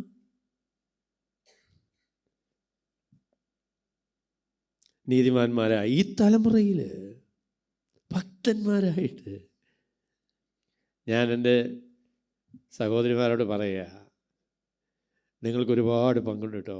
നിങ്ങൾ പ്രാർത്ഥിക്കണം. നിങ്ങൾ നല്ല അമ്മമാരായിട്ട് നിങ്ങളുടെ സഭകളിലായിരിക്കണം, നിങ്ങളുടെ ഭവനങ്ങളിലായിരിക്കണം. നമുക്ക് ദൈവത്തിൻ്റെ അനുഗ്രഹം നമ്മളുടെ മധ്യത്തിൽ വരട്ടെ. ദൈവത്തോട് പ്രാർത്ഥിക്കുന്ന, ദൈവസന്നിധിയിൽ കരയുന്ന, ദൈവമുഖം അന്വേഷിക്കുന്ന നല്ല സഹോദരിമാർ, അതുപോലെ തന്നെ സഹോദരന്മാരല്ലേ. അവിടെ ഈ നിലയിലുള്ള ഒരു തീരുമാനം നമ്മളുടെ ജീവിതത്തിൽ നമുക്ക് ആവശ്യമാണ്. അപ്പം ഞാൻ പുരോഗമിക്കുന്നതിനെക്കുറിച്ച്, അന്ത്യം വരെ നിലനിൽക്കുന്നതിനെക്കുറിച്ച് പറയുമ്പോൾ ഞാൻ ഈ പ്രധാനമായിട്ട് പറയാൻ ആഗ്രഹിക്കുന്ന കാര്യം ഇതാ, നമുക്ക് ശരിയായിട്ട് സത്യസന്ധമായ ദൈവഭക്തി ഈ നാളുകളിൽ വേണം. സത്യസന്ധമായിരിക്കുന്ന ദൈവഭക്തി. എനിക്കതിൽ ഒരു കാര്യത്തിൽ സന്തോഷമുണ്ട് കേട്ടോ.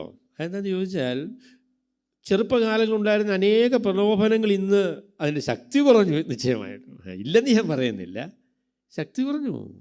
ഒരു പക്ഷേ വിശുദ്ധനായി ജീവിക്കാൻ ഏറ്റവും പറ്റിയ കാലം ഇതാണ്. പണ്ട് കാലത്തുള്ളതിന് അത്രയുള്ള പരാക്രമവും വിക്രികളൊന്നുമില്ല അല്ലേ? നാഡീ നരമ്പുകൾക്കൊക്കെ ശക്തി കുറഞ്ഞു. അത് ഉയർത്തുന്നത് നല്ല കാര്യമായി. ഈ ലോകം മുഴുവൻ വെട്ടിപ്പിടിക്കണമെന്നുള്ളതായിരിക്കുന്ന ആഗ്രഹമുണ്ടോ ഇപ്പോഴേ? അതൊക്കെ പോയില്ലേ? ഭക്തരായി ജീവിക്കാൻ പറ്റിയ കാലമായത്. ഭക്തരായി ജീവിക്കാൻ പറ്റിയ കാലം. ഇനി ഒന്നും വേണ്ടതേ. നമ്മുടെ സാധു കൊച്ചുഞ്ഞുദേശി പറഞ്ഞ പോലെ അല്ലേ, നമുക്കറിയരുത്, ലോകം വേണ്ട, എനിക്കൊന്നും വേണ്ട അല്ലേ? നമ്മൾ പിടിച്ചതും നമുക്ക് കിട്ടിയതും ഒക്കെ ഇനി അധികം ഒന്നും പിടിക്കാൻ പറ്റില്ല. കാലം കഴിഞ്ഞുപോയി, സമയം കഴിഞ്ഞുപോയി. ഇനി നമുക്ക് ആവശ്യമായിരിക്കുന്നത് കർത്താവിനെ അന്വേഷിച്ച് കർത്താവിൻ്റെ ഹിതം തിരിച്ചറിഞ്ഞ് നമ്മളുടെ ഈ വാർദ്ധക്യകാലം, നമ്മളുടെ ഈ ഫൈനൽ റൗണ്ട് നമുക്ക് വൃത്തിയായിട്ട് ഓടിത്തികയ്ക്കണം. അതാണ് നമ്മുടെ ഉദ്ദേശം. നിങ്ങളെനിക്ക് വേണ്ടി പ്രാർത്ഥിക്കണം, ഞാൻ നിങ്ങൾക്ക് വേണ്ടി പ്രാർത്ഥിക്കാം. നമ്മുടെ മധ്യത്തിൽ ദൈവം പ്രവർത്തിക്കുന്ന അനുഗ്രഹീതമായ അനുഭവം നമുക്കുണ്ടാകും. നാം ഈ ദേശത്തിന് നടുവിൽ ഈ ദേശത്തെ സംരക്ഷിക്കുന്ന നീതിമാന്മാരായിട്ട് തന്നെ നമ്മൾ ഈ നാളുകളിൽ നിൽക്കണം. അതാണ് ദൈവം നമ്മളെക്കുറിച്ച് ആഗ്രഹിക്കുന്നത്. കഴിഞ്ഞ കാലങ്ങളിൽ ചെയ്ത ശുശ്രൂഷകൾ മതിയാകയില്ല. കഴിഞ്ഞ കാലങ്ങളിലെ ജീവിതം മതിയാകയില്ല. അതിൽ നിന്നൊക്കെ മെച്ചപ്പെട്ട വ്യതിയാനം. ഒരുപാട് കാര്യങ്ങൾ പഠിച്ചില്ലേ? BTS പഠിച്ച ആൾക്കാരെ ഞാൻ കണ്ടുവിടെ.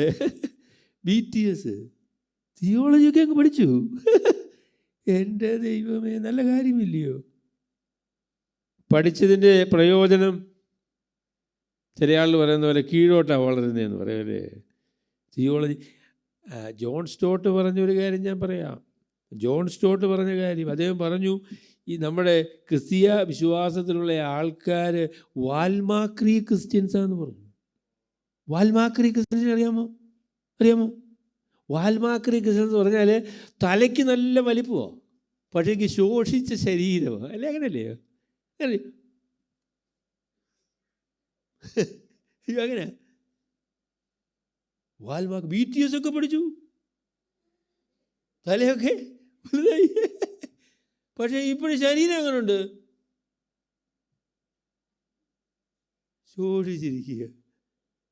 വാൽമാക്രി ക്രിസ്ത്യൻസ്, ടാഡ്പോൾ ക്രിസ്ത്യൻസ്. ദൈവം നമുക്ക് തന്ന അറിവിനനുസരിച്ച്, ദൈവത്തിൻ്റെ വചനത്തിൽ ലഭിച്ച പരിജ്ഞാനത്തിനനുസരിച്ച് കർത്താവായ യേശു ക്രിസ്തുവിനോട് ജീവിക്കാൻ തുടങ്ങിയിട്ട് എത്ര കാലമായി? ഞാൻ രക്ഷിക്കപ്പെട്ട് 60 വർഷമായി. 60 വർഷം കർത്താവിനോട് നടന്ന ഒരാളിനെ നോക്കിയിട്ട് എങ്ങനെയുണ്ട്? ചില സഹോദരന്മാർ പറയും ശരിയായിട്ടില്ല എന്ന് പറയും. എനിക്കറിയാതെ. അയ്യോ, 60 വർഷമൊക്കെ നടന്ന ഒരാൾ ഇതിൽ കൂടുതൽ മെച്ചമായിരിക്കുന്നൊരു നിലയൊക്കെ വേണമല്ലോ. ദൈവം എന്നോട് കരുണ ചെയ്യട്ടെ. ദൈവം നമ്മളോട് എല്ലാവരോടും കരുണ ചെയ്യട്ടെ. കർത്താവിനെ പരിചയപ്പെട്ട് കർത്താവിന് കൂടെ 60 വർഷം നടന്നു കഴിഞ്ഞപ്പോൾ കർത്താവിന് കുറച്ച് സ്വഭാവമൊക്കെ നമുക്ക് വേണ്ടേ? അല്ലേ? അതുകൊണ്ട് അതാണ് ഞങ്ങളോട് ആദ്യമായിട്ട് പറയാൻ ആഗ്രഹിക്കുന്നത്. നമുക്ക് ആത്മീയമായി നമ്മളുടെ കർത്താവിനോടുള്ള ബന്ധത്തിൽ ഒരു പുതുക്കം, ഒരു പുതിയ അനുഗ്രഹം, ഒരു പുതിയ സ്നേഹം, നമ്മുടെ ജീവിതത്തിൽ ദൈവത്തിൻ്റെ പരിശുദ്ധാത്മാവ് വരുത്തുന്ന വ്യത്യാസങ്ങൾ, ആ നിലയിലുള്ളൊരു ഉണർവ്, ആ വളർച്ചയാണ് നമ്മളുടെ ഇനിയുള്ള നമ്മളെ ലക്ഷ്യമെന്ന് പറയുന്നത്. നമ്മൾ കർത്താവിനെ കാണാൻ പോകല്ലേ അല്ലേ? എപ്പോഴാവുമെന്ന് നമുക്ക് അറിയത്തില്ലല്ലോ. ഏത് സമയത്തും വെളി വരാം. അപ്പോൾ ആ നിലയിലാണ് നമ്മളുടെ ഇപ്പോഴത്തെ നിലയെന്ന് പറയുന്നത്. കർത്താവിനെ കാണാൻ പോകുമ്പം കല്യാണത്തിന് ഒരുങ്ങിപ്പോകുന്ന മണവാട്ടിയെ പോലെ അല്ലേ? ഭംഗിയായിട്ട് വേണ്ടേ അങ്ങോട്ട് ചെല്ലാൻ? അപ്പോൾ അതിന് വേണ്ടി ഒരുങ്ങി, അതിനായിട്ട് പണ്ട് പെന്തക്കോസ്തുകാരൊക്കെ പാടുമല്ലോ, വിശുദ്ധിയെ തികച്ച് നാം ഒരുങ്ങി നിൽക്കുക. ആ ആഗ്രഹമൊക്കെ നമ്മുടെ ഹൃദയത്തിൽ കുറഞ്ഞു പോയില്ലേ? ഞാൻ വല്ലപ്പോഴുമൊക്കെ എൻ്റെ മരണത്തെക്കുറിച്ച് ചിന്തിക്കും. നമ്മൾ കർത്താവിൻ്റെ അടുക്കിലേക്ക് പോകാനുള്ള ആളുകളാണ്. നമുക്ക് കർത്താവിൻ്റെ സന്നിധിയിൽ പോകാനായിട്ട് ഒരുങ്ങി അതിനുവേണ്ടി രൂപപ്പെട്ട് ആ നിലയിൽ കർത്താവിനെ സ്നേഹിക്കുന്ന ഒരു അനുഭവം നമുക്ക് വേണം. മുട്ടുമടക്കുവാൻ, മാനസാന്തരപ്പെടുവാൻ, ദൈവസന്നിധിയിൽ വിനയപ്പെടുവാൻ ചില മനുഷ്യർ വിചാരിച്ചാൽ, ഞാൻ വിചാരിച്ചാൽ നമുക്ക് അനുഗ്രഹം വരും. അനുഗ്രഹത്തിന് വലിയ ഒരു പ്രവാഹം തന്നെ നമുക്കുണ്ടാകും. ദൈവം അതാണ് നമ്മൾ പ്രതീക്ഷിക്കുന്നത് കേട്ടോ. ആ നിലയിൽ ദൈവം നമ്മളെ അനുഗ്രഹിക്കും. അപ്പോൾ അതാണ് ഞാൻ ആദ്യമേ നിങ്ങളോട് പറയാൻ ആഗ്രഹിക്കുന്നത്. നമ്മുടെ ആത്മീക ബന്ധത്തിൽ, കർത്താവിനോടുള്ള ബന്ധത്തിൽ, കർത്താവിനോടുള്ള സ്നേഹത്തിൽ, സുവിശേഷത്തിലുള്ള ധൈര്യത്തിൽ നമ്മൾ ഒരുപാട് ഈ നാളുകളിൽ വളരണം. ആ സന്തോഷം നമുക്ക് വേണം. ദൈവത്തെ ആരാധിക്കുന്നതിനുള്ള സന്തോഷം, ഹൃദയത്തിൽ നിന്ന് ഹൃദയമായി പാടുന്നതിനുള്ള സന്തോഷം, ദൈവത്തോട് ചേർന്ന് ജീവിക്കുന്നതിനുള്ള സന്തോഷം, അതൊക്കെ നമുക്ക് മടക്കിയെടുത്ത്. അപ്പോൾ അതാണ് ഞാൻ ഒന്നാമത് പറയുന്നത്. രണ്ടാമത് ഞാൻ പറയാൻ ആഗ്രഹിക്കുന്ന കാര്യം ദൈവ സഭയിൽ ഉള്ളതായിരിക്കും നമ്മുടെ ശുശ്രൂഷകളെക്കുറിച്ചാണ്. ദൈവസഭയുമായുള്ള ബന്ധത്തിലുള്ളതായിരിക്കുന്ന ശുശ്രൂഷകൾ ഞാൻ പറയാം. ദൈവസഭയിൽ ഉള്ള ശുശ്രൂഷയെക്കുറിച്ച് ഞാൻ പറയുമ്പോൾ ആദ്യമേ പറയാൻ ആഗ്രഹിക്കുന്നത് ദൈവസഭയുള്ളതായിരിക്കുന്ന ബന്ധത്തെക്കുറിച്ചാണ് കേട്ടോ. ദൈവസഭകളുടെ ബന്ധത്തെക്കുറിച്ചാണ്. നമുക്ക് ദൈവമക്കളുടെ മധ്യത്തിൽ ഒരു സ്നേഹത്തിൻ്റെതായ വ്യക്തിബന്ധങ്ങളിൽ ഉള്ള പ്രശ്നങ്ങളെ പരിഹരിക്കാനുള്ളൊരു മനസ്സ് നമുക്ക് വേണം. നിങ്ങൾ എത്ര ആളുകളോടുള്ള വഴക്കുണ്ട് നിങ്ങൾക്ക്? എല്ലാവരെയും നിങ്ങൾ സ്നേഹിക്കുന്ന ആൾക്കാരാണോ? എനിക്കറിയില്ല. ചില ആളുകളോട് പിണക്കാന്നേ, ചില ആളുകളോട് പിണക്കാം. ഈ പിണക്ക് എത്ര നാൾ വെച്ചുകൊണ്ടിരിക്കാനാണ് നിങ്ങൾ വിചാരിക്കുന്നത്? മരിക്കുന്നതിന് മുമ്പ് പ്രശ്നം തീർക്കുമോ? അതോ നിങ്ങൾ മരിച്ചു കഴിയുമ്പോൾ, ഒരു ആൾ മരിച്ചു കഴിഞ്ഞപ്പോൾ അദ്ദേഹം പറഞ്ഞു, അദ്ദേഹം ആ ശവശരീരത്തെ നോക്കി പറയുക, എന്നോടുള്ള വിദ്വേഷവുമായിട്ടാണ് ഇദ്ദേഹം പോയേക്കുന്നത്. തീർത്തിട്ടില്ല കേട്ടോ, തീർന്നിട്ടില്ല. ആ മനുഷ്യൻ മരിക്കുന്ന നിമിഷങ്ങൾ അദ്ദേഹത്തിൻ്റെ ഹൃദയത്തിൽ എന്നോടുള്ള കയ്പുണ്ടായിരുന്നു. അത് തീർക്കാതെയാണ് അദ്ദേഹം വിട്ടുപോയേക്കുന്നത്. ചില മനുഷ്യർ നമ്മളെ നോക്കി അങ്ങനെ പറയുമോ? പ്രശ്നങ്ങളെ പരിഹരിക്കാനായിട്ട് മനസ്സ് വയ്ക്കണമല്ലോ പൊന്നു സഹോദരങ്ങളെ. നമ്മൾ മനസ്സ് വെച്ചാൽ പ്രശ്നം തീരില്ലേ? തീർക്കാൻ പ്രയാസമാണ്. ശരിയാ. ഞാൻ ഈ ദിവസങ്ങളിൽ ചിന്തിക്കുന്ന കാര്യം, വ്യക്തിബന്ധങ്ങളിലൊക്കെ വന്നുപോയ പരാജയങ്ങൾ കൊണ്ട് കേട്ടോ. ഒരാൾ പറഞ്ഞു, ഞാൻ എൻ്റെ ബന്ധങ്ങളിൽ 100% ഞാൻ ശരിയായിരുന്നു. അപ്പോൾ ഞാൻ പറഞ്ഞു, താങ്കൾ കർത്താവായ യേശുക്രിസ്തു കഴിഞ്ഞ് ലോകത്തിലുള്ള രണ്ടാമത്തെ മനുഷ്യനാണ് അല്ലേ? ഒരു പ്രശ്നവും അദ്ദേഹത്തിന് വന്നിട്ടില്ല. അങ്ങനെയൊന്നും സാധിക്കില്ല. നമ്മളെല്ലാവരും വീഴ്ചകൾ വരുത്തിയിട്ടുണ്ട്. ഏത് പ്രശ്നം പരിഹരിച്ചപ്പോഴും അതിനകത്ത് 100% സത്യസന്ധതയോടും 100% നീതിയോടും കൂടെ അല്ല കാര്യങ്ങൾ ചെയ്തിട്ടുള്ളത്. അതിന് ഒരുപാട് വിശദീകരണമുണ്ട്, അതൊക്കെ ശരിയാ, അതിന് വിശദീകരണമൊക്കെ ഉണ്ട്. പ്രശ്നമുണ്ടെന്നേ, ചില ആളുകളുടെ ഹൃദയത്തിൽ നമ്മളെക്കുറിച്ച് വേദനയുണ്ട്, നമ്മളെക്കുറിച്ച് പരാതിയുണ്ട്. അതുകൊണ്ട് കഴിയുന്നിടത്തോളം ആവോളം പ്രശ്നങ്ങളെ പരിഹരിക്കാനായിട്ട് നമ്മൾ മനസ്സ് വയ്ക്കണം. അപ്പോൾ എനിക്ക് നിങ്ങളോട് പറയാനുള്ളത്, നിങ്ങൾ ഇന്ന് തീരുമാനിക്കുമോ, ഞാൻ ഇന്ന സഹോദരിയോടല്ല ഇന്ന സഹോദരനോട് ഞാൻ കഴിഞ്ഞ കാലങ്ങളായിട്ട് പിണങ്ങിയിരിക്കുക, ഞാൻ ആ പിണക്കം അവസാനിപ്പിക്കാം എന്ന് തീരുമാനിച്ചാൽ നിങ്ങൾക്ക് യോഗം വലിയ അനുഗ്രഹം കേട്ടോ. ചിലരെ സഹിക്കാൻ വലിയ പ്രയാസമാണ്. അതിനെക്കുറിച്ച് ഒരു ദൈവദാസൻ പറഞ്ഞ പോലെ, കർത്താവിനോടുള്ള ആണെങ്കിൽ എനിക്കൊരു പ്രശ്നവുമില്ല, മനുഷ്യരോടായി പ്രശ്നമെന്ന് പറയും. കർത്താവിന് പ്രശ്നമൊന്നുമില്ല, ഈ മനുഷ്യന്മാരായി ഉപദ്രവം. ചില ആളുകൾ ഇപ്പം സമാധാനമായിട്ട് ആ സഭയിൽ കൂടി വരുന്നത് കാര്യം ചോദിച്ചാൽ ഇപ്പം അവരേ ഉള്ളൂ, ബാക്കിയുള്ളവരെല്ലാം പോയി, ഇപ്പം പ്രശ്നമൊന്നുമില്ല. എൻ്റെ പൊന്നു സഹോദരങ്ങളെ, ആളുകൾ ഒരുമിച്ച് കൂടുകയും നമ്മൾ ഒരുമിച്ച് നിൽക്കുകയും ചെയ്യുമ്പോൾ വ്യക്തിബന്ധങ്ങൾ ദൈവഹിത പ്രകാരം നിലനിർത്തുക എന്ന് പറയുന്നത് വലിയ പ്രയാസമാണ്. അതിന് നമുക്ക് ഭക്തി വേണം. ഞാൻ ആദ്യം പറഞ്ഞ കാര്യം, നമ്മൾ ഭക്തന്മാരാണെങ്കിലേ സാധിക്കുകയുള്ളൂ. ഒരു കാര്യം കൂടെ ഞാൻ നിങ്ങളോട് ചോദിക്കട്ടെ, നിങ്ങൾ ക്ഷമ ചോദിക്കാൻ മനസ്സുള്ള ആളാണോ? ക്ഷമ ചോദിക്കാനായിട്ട് മനസ്സുള്ള ആളാണോ? പലർക്കും വലിയ പ്രയാസം. ഒരിക്കലും ക്ഷമ ചോദിച്ചിട്ടില്ലാത്ത സഹോദരന്മാരുണ്ടോ? അവർ പറയുന്നത്, ഞാൻ ഒരിക്കലും ക്ഷമ ചോദിക്കുകയില്ല. അത് ശരി. എന്നാൽ പിന്നെ ക്ഷമ ചോദിക്കുന്നതിനെക്കുറിച്ചുള്ള ബൈബിളിലെ പ്രഖ്യാപനങ്ങളൊന്നും നമുക്ക് ആവശ്യമില്ലായിരുന്നല്ലോ അല്ലേ? അയ്യോ, പ്രശ്നമുണ്ടെന്നേ. ക്ഷമ ചോദിക്കാൻ മനസ്സില്ല എന്ന് പറഞ്ഞാൽ നിങ്ങളുടെ തെറ്റുകളെ സമ്മതിക്കാൻ മനസ്സില്ലാത്തയാളെന്നാണ് അതിൻ്റെ അർത്ഥം. അതാണ് അതിൻ്റെ അർത്ഥം. അല്ലാതെ നിങ്ങൾക്ക് പ്രശ്നമില്ലാത്ത ആൾ എന്നല്ല അതിൻ്റെ അർത്ഥം. എൻ്റെ ദൈവമേ, ഒരു വാക്കങ്ങ് ക്ഷമ ചോദിച്ചായിരുന്നെങ്കിൽ എന്ത് എളുപ്പത്തിൽ ഈ പ്രശ്നങ്ങൾ പരിഹരിക്കുമായിരുന്നു. ഞാനൊരു കഥ വീഡിയോ കണ്ടത് ഒരു കാര്യമാണ്. അവിടെ അവർ 2 പേര് ഡ്രൈവ് ചെയ്ത് പോവുകയാണ്. അപ്പോൾ അതിൽ ഒരു മനുഷ്യന് സൈഡ് റോഡിൽ നിന്ന് വന്ന് പെട്ടെന്ന് ഇയാളുടെ മുമ്പിലേക്ക് കയറി. അയാൾ ഒരുപാട് ബുദ്ധിമുട്ടിയാണ് ഇടിക്കാതെ രക്ഷപ്പെട്ടത്. അതിനുശേഷം ഇയാൾ പെട്ടെന്ന് തിരിഞ്ഞ് അയാളുടെ മുമ്പിൽ കയറി കേട്ടോ. കയറിയ ശേഷം അയാളെ കൊല്ലാനുള്ളതായിരിക്കും ദേഷ്യത്തിൽ ഈ മനുഷ്യൻ്റെ നേരെ ഇങ്ങനെ നോക്കി. ഉടനെ അയാൾ 2 കൈയും കൂപ്പിയിട്ട് പറഞ്ഞു, അയ്യോ ക്ഷമിക്കണം, അബദ്ധത്തിലങ്ങ് പറ്റിപ്പോയി, അങ്ങ് കയറിപ്പോയി, എന്ത് ചെയ്യാൻ പറ്റും. അപ്പോൾ ഇതേപോലെ ഈ കൊല്ലാൻ വന്ന ആൾ പറയുക, അയ്യോ കുഴപ്പമില്ല, അങ്ങനെയൊക്കെയല്ലേ മനുഷ്യരല്ലേ. അതേസമയം നിങ്ങൾ നേരെ തിരിച്ചു നോർത്ത് നോക്കിയേ, അയാളിങ്ങനെ ഇടിയാണ്, ഇടി. എൻ്റെ പൊന്നെ, ഒരു വാക്കങ്ങ് ക്ഷമ ചോദിച്ചായിരുന്നെങ്കിൽ എത്ര സംഘർഷങ്ങൾ ഒഴിവാക്കാൻ പറ്റിയത് അല്ലേ. എൻ്റെ പൊന്നെ അങ്ങ് തെറ്റിപ്പോയി, ഞാൻ പറയാൻ വിചാരിച്ചു ഒന്നുമല്ല, അങ്ങ് അബദ്ധത്തിൽ പറഞ്ഞു പോയതായിട്ട്, ക്ഷമിക്കണം എന്ന് പറയാൻ മനസ്സുള്ള ആൾക്കാർ കുറവാണ്. ഇതെല്ലാം കൂടെ പിടിച്ചു വെച്ചുകൊണ്ടിരിക്കുക. എന്നിട്ട് കയ്പോടും വെറുപ്പോടും കൂടെ അവസാനം മരിച്ച് ഈ ലോകത്തിൽ നിന്ന് പോകാൻ തീരുമാനിച്ചിരിക്കുക. അത് ഭാരമല്ലേ, അത് സങ്കടമല്ലേ. അതുകൊണ്ട് ഞാൻ പറയാം, 60 വയസ്സ് കഴിഞ്ഞാലും നിശ്ചയമായിട്ടും അതിന് മുമ്പ് തന്നെ വേണ്ട കാര്യമാണ്, നമ്മളിനി ആൾക്കാരോട് വഴക്ക് കെട്ടി അവർക്ക് ബുദ്ധിമുട്ടുണ്ടാക്കി സങ്കടം വരുത്തി ജീവിക്കാനുള്ള കാലം കഴിഞ്ഞു.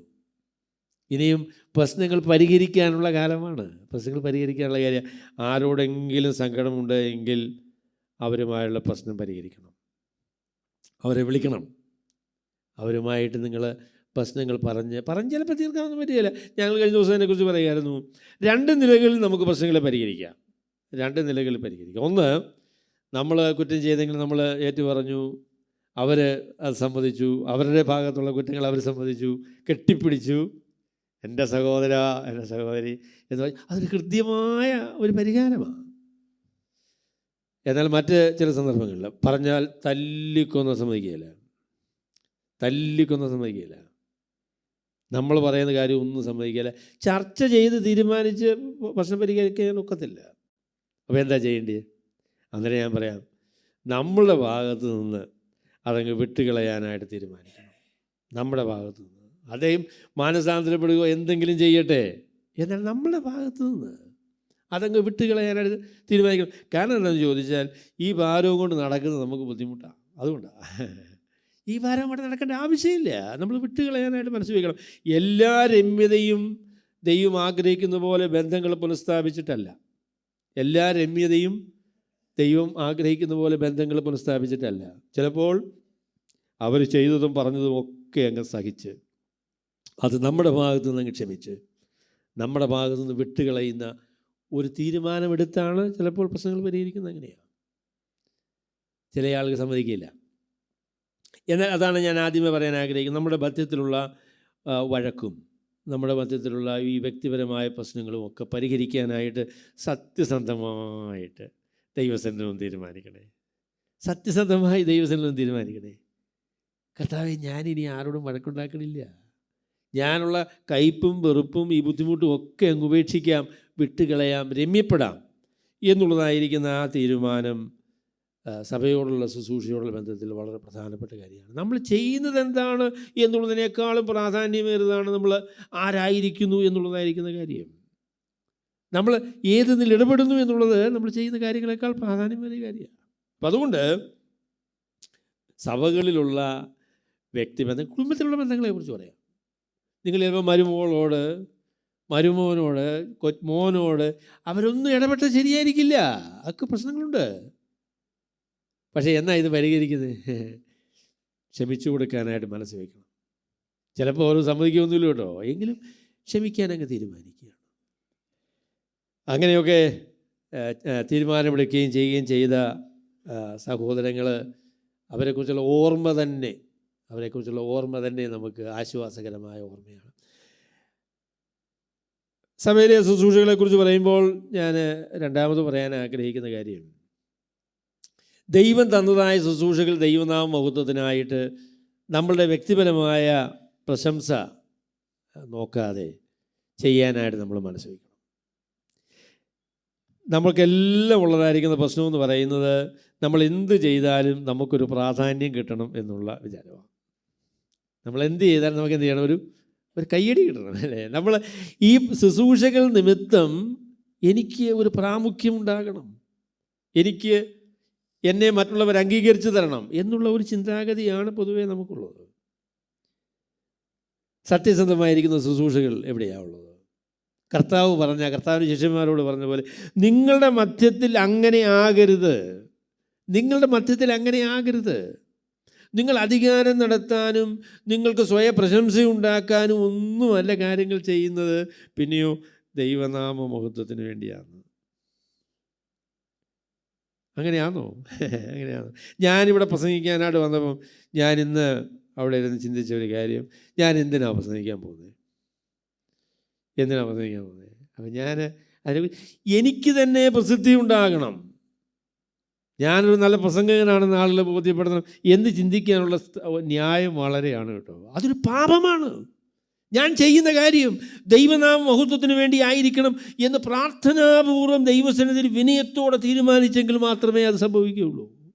കാരണം സ്വയം എല്ലാം ഇപ്പോഴും മുമ്പിൽ നിൽക്കുന്ന കാര്യമാണ്. സ്വയം എപ്പോഴും മുമ്പിൽ നിൽക്കുന്നതാണ്. നമ്മൾ എന്ത് ചെയ്താലും അതിന് ലാഭേച്ഛ, അതിന് നമ്മുടേതായ പ്രാമുഖ്യം, ഇത് നമ്മുടെ ലക്ഷ്യമാണ്. ദൈവനാമ മഹത്വം പലപ്പോഴും അല്ല. തിമോഥെയോസിനെ കുറിച്ച് അപ്പോസ്തലനായ പൗലോസ് പറയുന്ന പ്രസ്താവന എത്ര നല്ല പ്രസ്താവനയാണ്. പറഞ്ഞു, എല്ലാവരും സ്വന്തം കാര്യം നോക്കുന്നു, എല്ലാവരും സ്വന്തം കാര്യം നോക്കുന്നു, എന്നാൽ അവൻ ഒരു മകൻ അപ്പന് എന്ന പോലെ ആണ് ശുശ്രൂഷ ചെയ്തതെന്ന് പറഞ്ഞു. ഒരു മകൻ അപ്പൻ ചെയ്താൽ ഒന്നും നോക്കില്ല കേട്ടോ, അപ്പന് ഗുണം വരണമെന്നുള്ള രീതിയിലാണ് മകൻ. നല്ല മക്കളെക്കുറിച്ചാണ് പറയുന്നത്. എല്ലാവരും സ്വന്തം കാര്യം നോക്കുന്നു.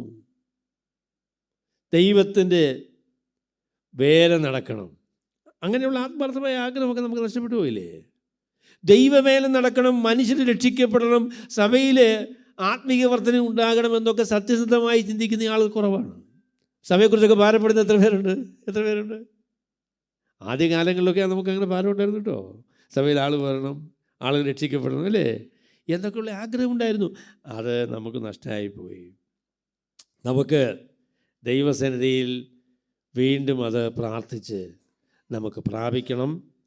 അവിടെ ദൈവസന്നിധിയിൽ നമ്മളെ ഏൽപ്പിച്ചതായിരിക്കുന്ന ശുശ്രൂഷകളൊക്കെ ദൈവനാമ മഹത്വത്തിനായിട്ട് നമുക്ക് ഈ നാളുകൾ ചെയ്യണം. അതിനുള്ള പ്രാവീണ്യം പ്രാപിക്കണം. കഴിഞ്ഞ കാലങ്ങളിൽ നമുക്ക് തന്നതായ അറിവും പരിചയവും മാത്രം പോരാ. ഇപ്പം നിങ്ങൾക്ക് പ്രത്യേകിച്ച് ജോലിയൊന്നുമില്ലല്ലോ, നിങ്ങൾക്ക് പ്രത്യേകിച്ച് വീട്ടിലെ ജോലികളൊക്കെ ഉണ്ട്, ശരിയാ, എങ്കിലും കൂടുതൽ വായിക്കാനും ചിന്തിക്കാനും പഠിക്കാനും ഒക്കെ ഉള്ള അവസരമുണ്ട്. അപ്പോൾ അതുകൊണ്ട് കർത്താവ് തരുന്ന ശുശ്രൂഷകളൊക്കെ സന്തോഷത്തോടുകൂടെ പ്രയോജനകരമായി നിലവാരമുള്ള നിലയിൽ അത് ചെയ്യാനായിട്ട് നമുക്ക് സാധിക്കണം. അപ്പോൾ ആ നിലയിലുള്ള ഒരു താല്പര്യവും തീരുമാനവും നമുക്ക് വേണം.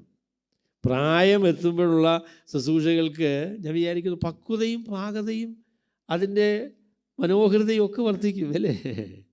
ഇത്രയും കാലത്തെ പരിചയം നമുക്ക് ദൈവം തന്നല്ലോ, അല്ലേ? അപ്പോൾ അതുകൊണ്ട് these are the days in which we are going to do the ministry the best way ever in our lives. നമ്മുടെ ജീവിതത്തിലെ ഏറ്റവും മെച്ചമായ കാലമാണിത്. ശുശ്രൂഷകളെ സംബന്ധിച്ച് ദൈവത്തോടുള്ള ബന്ധത്തിൽ ഏറ്റവും മെച്ചമായ കാലമാണ്. അപ്പോൾ ആ നിലയിൽ ശുശ്രൂഷകൾ ചെയ്യാനായിട്ട് നമുക്ക് സാധിക്കണം.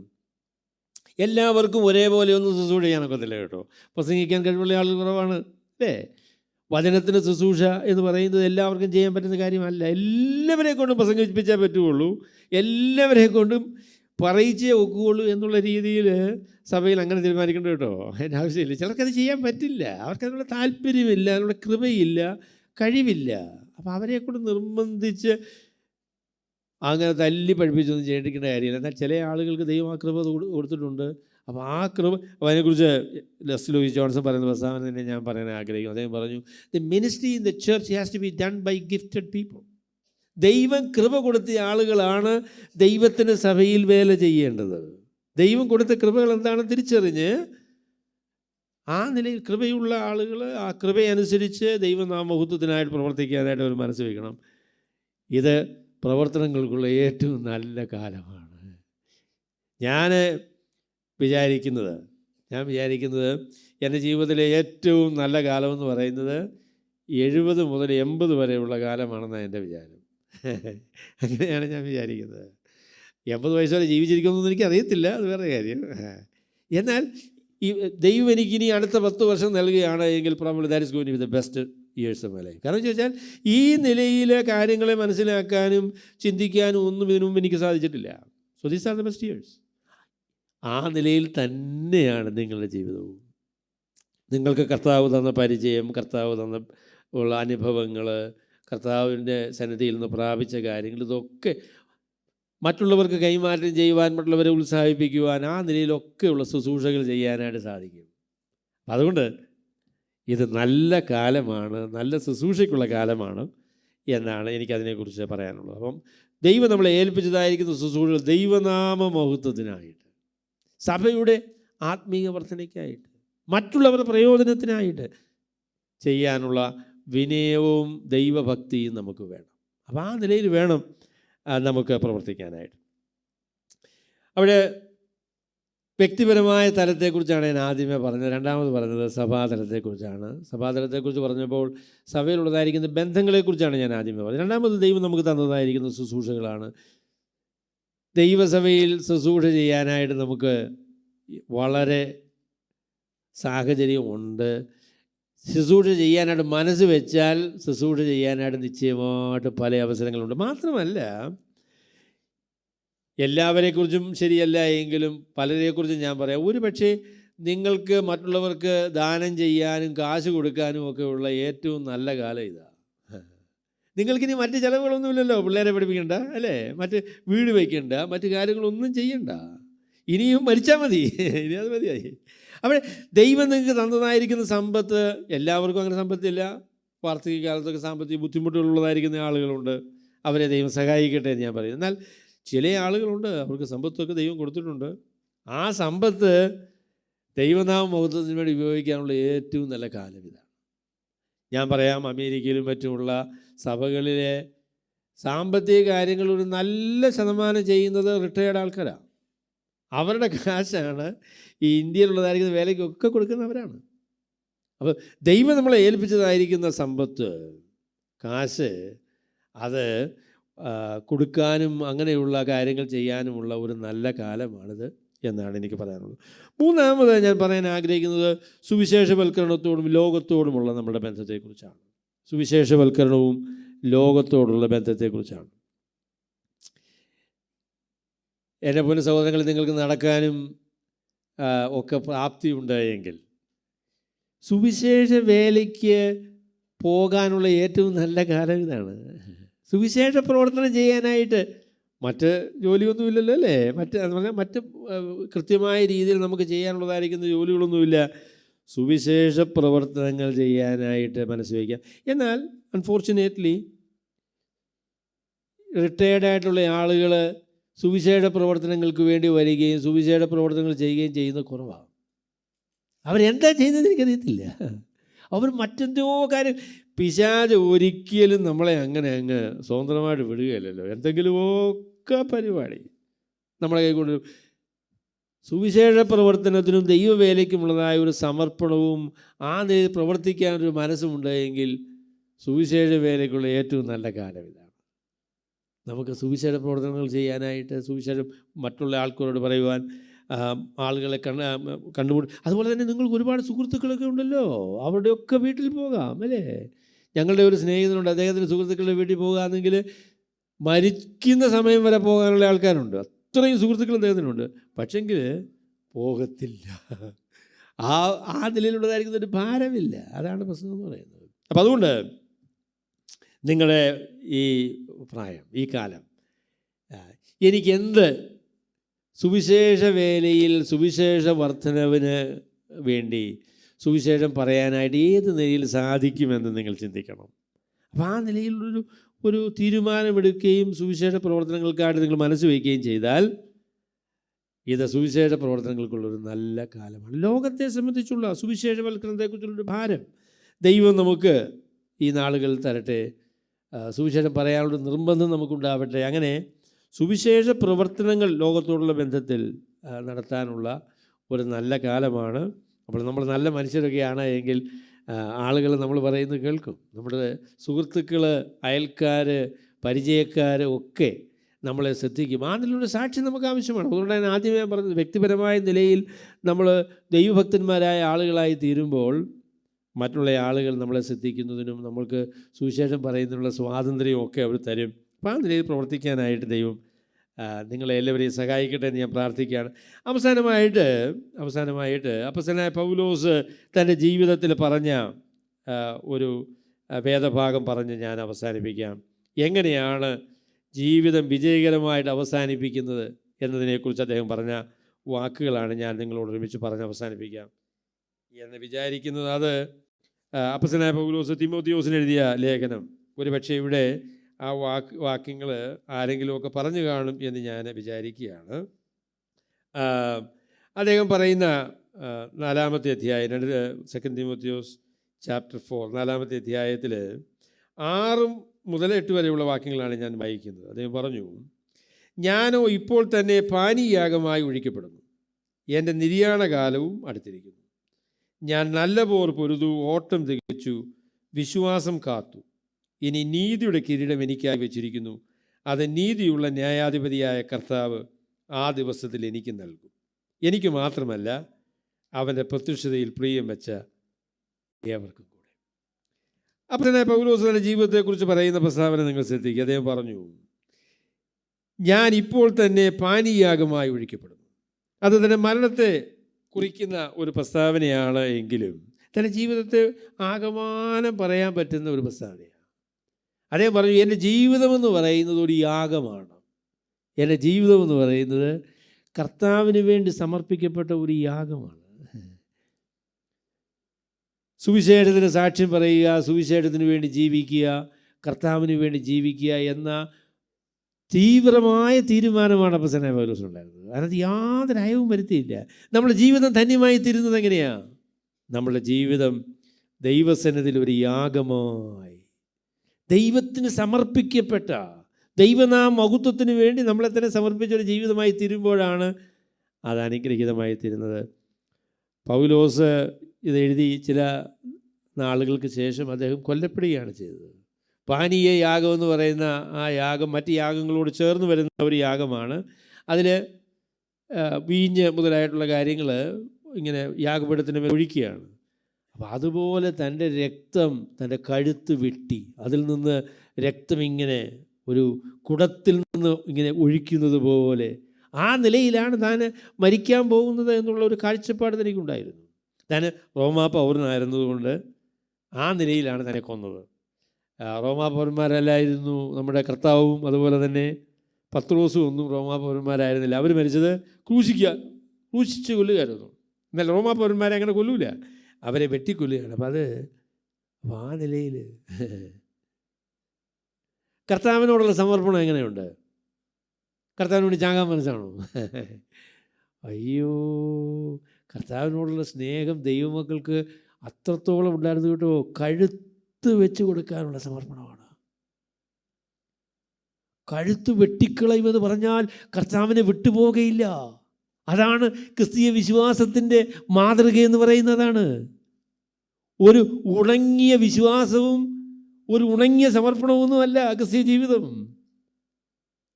അപ്പോസ്തലനായ പൗലോസൊക്കെ ഇങ്ങനെ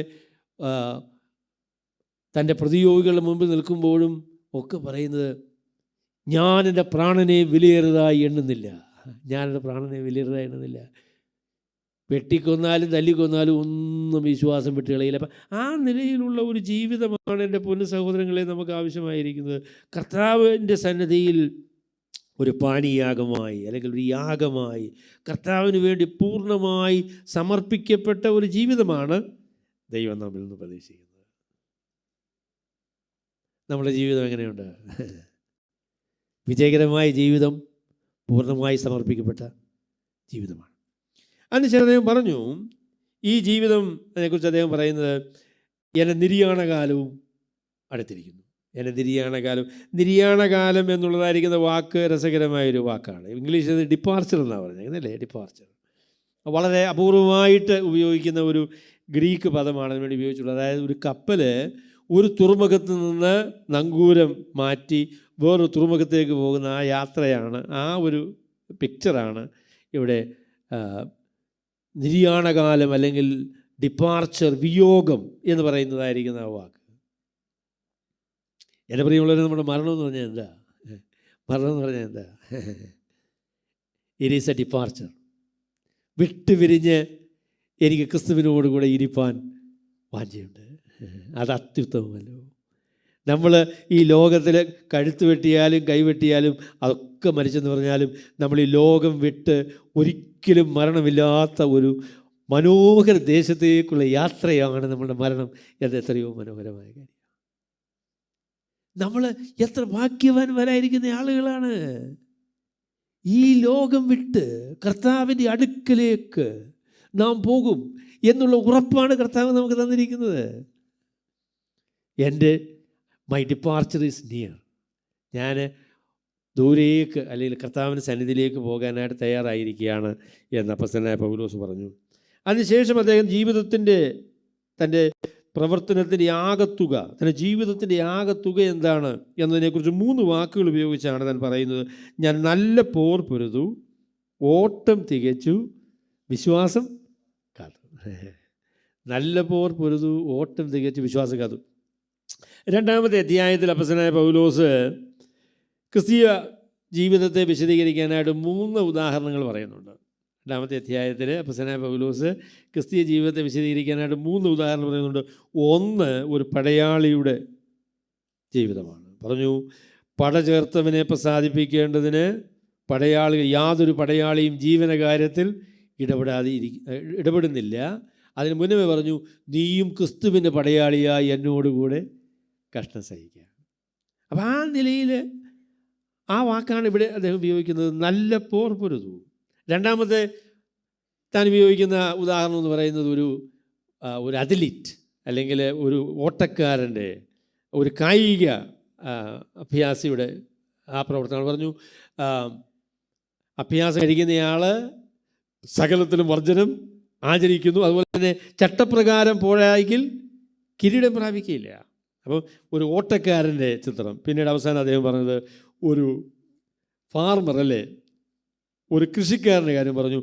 അധ്വാനിക്കുന്ന കൃഷിക്കാരനാണ് ആദ്യമേ ഫലം അനുഭവിക്കേണ്ടത്. അപ്പം ആ 3 ഉദാഹരണങ്ങൾ താൻ ഉപയോഗിച്ച അതേ വാക്കിൽ തന്നെയാണ് ഇവിടെ ഉപയോഗിക്കുന്നത്. അദ്ദേഹം പറഞ്ഞു, നല്ല പോർ പൊരുതു, ഓട്ടം തികച്ചു, വിശ്വാസം കാത്തു.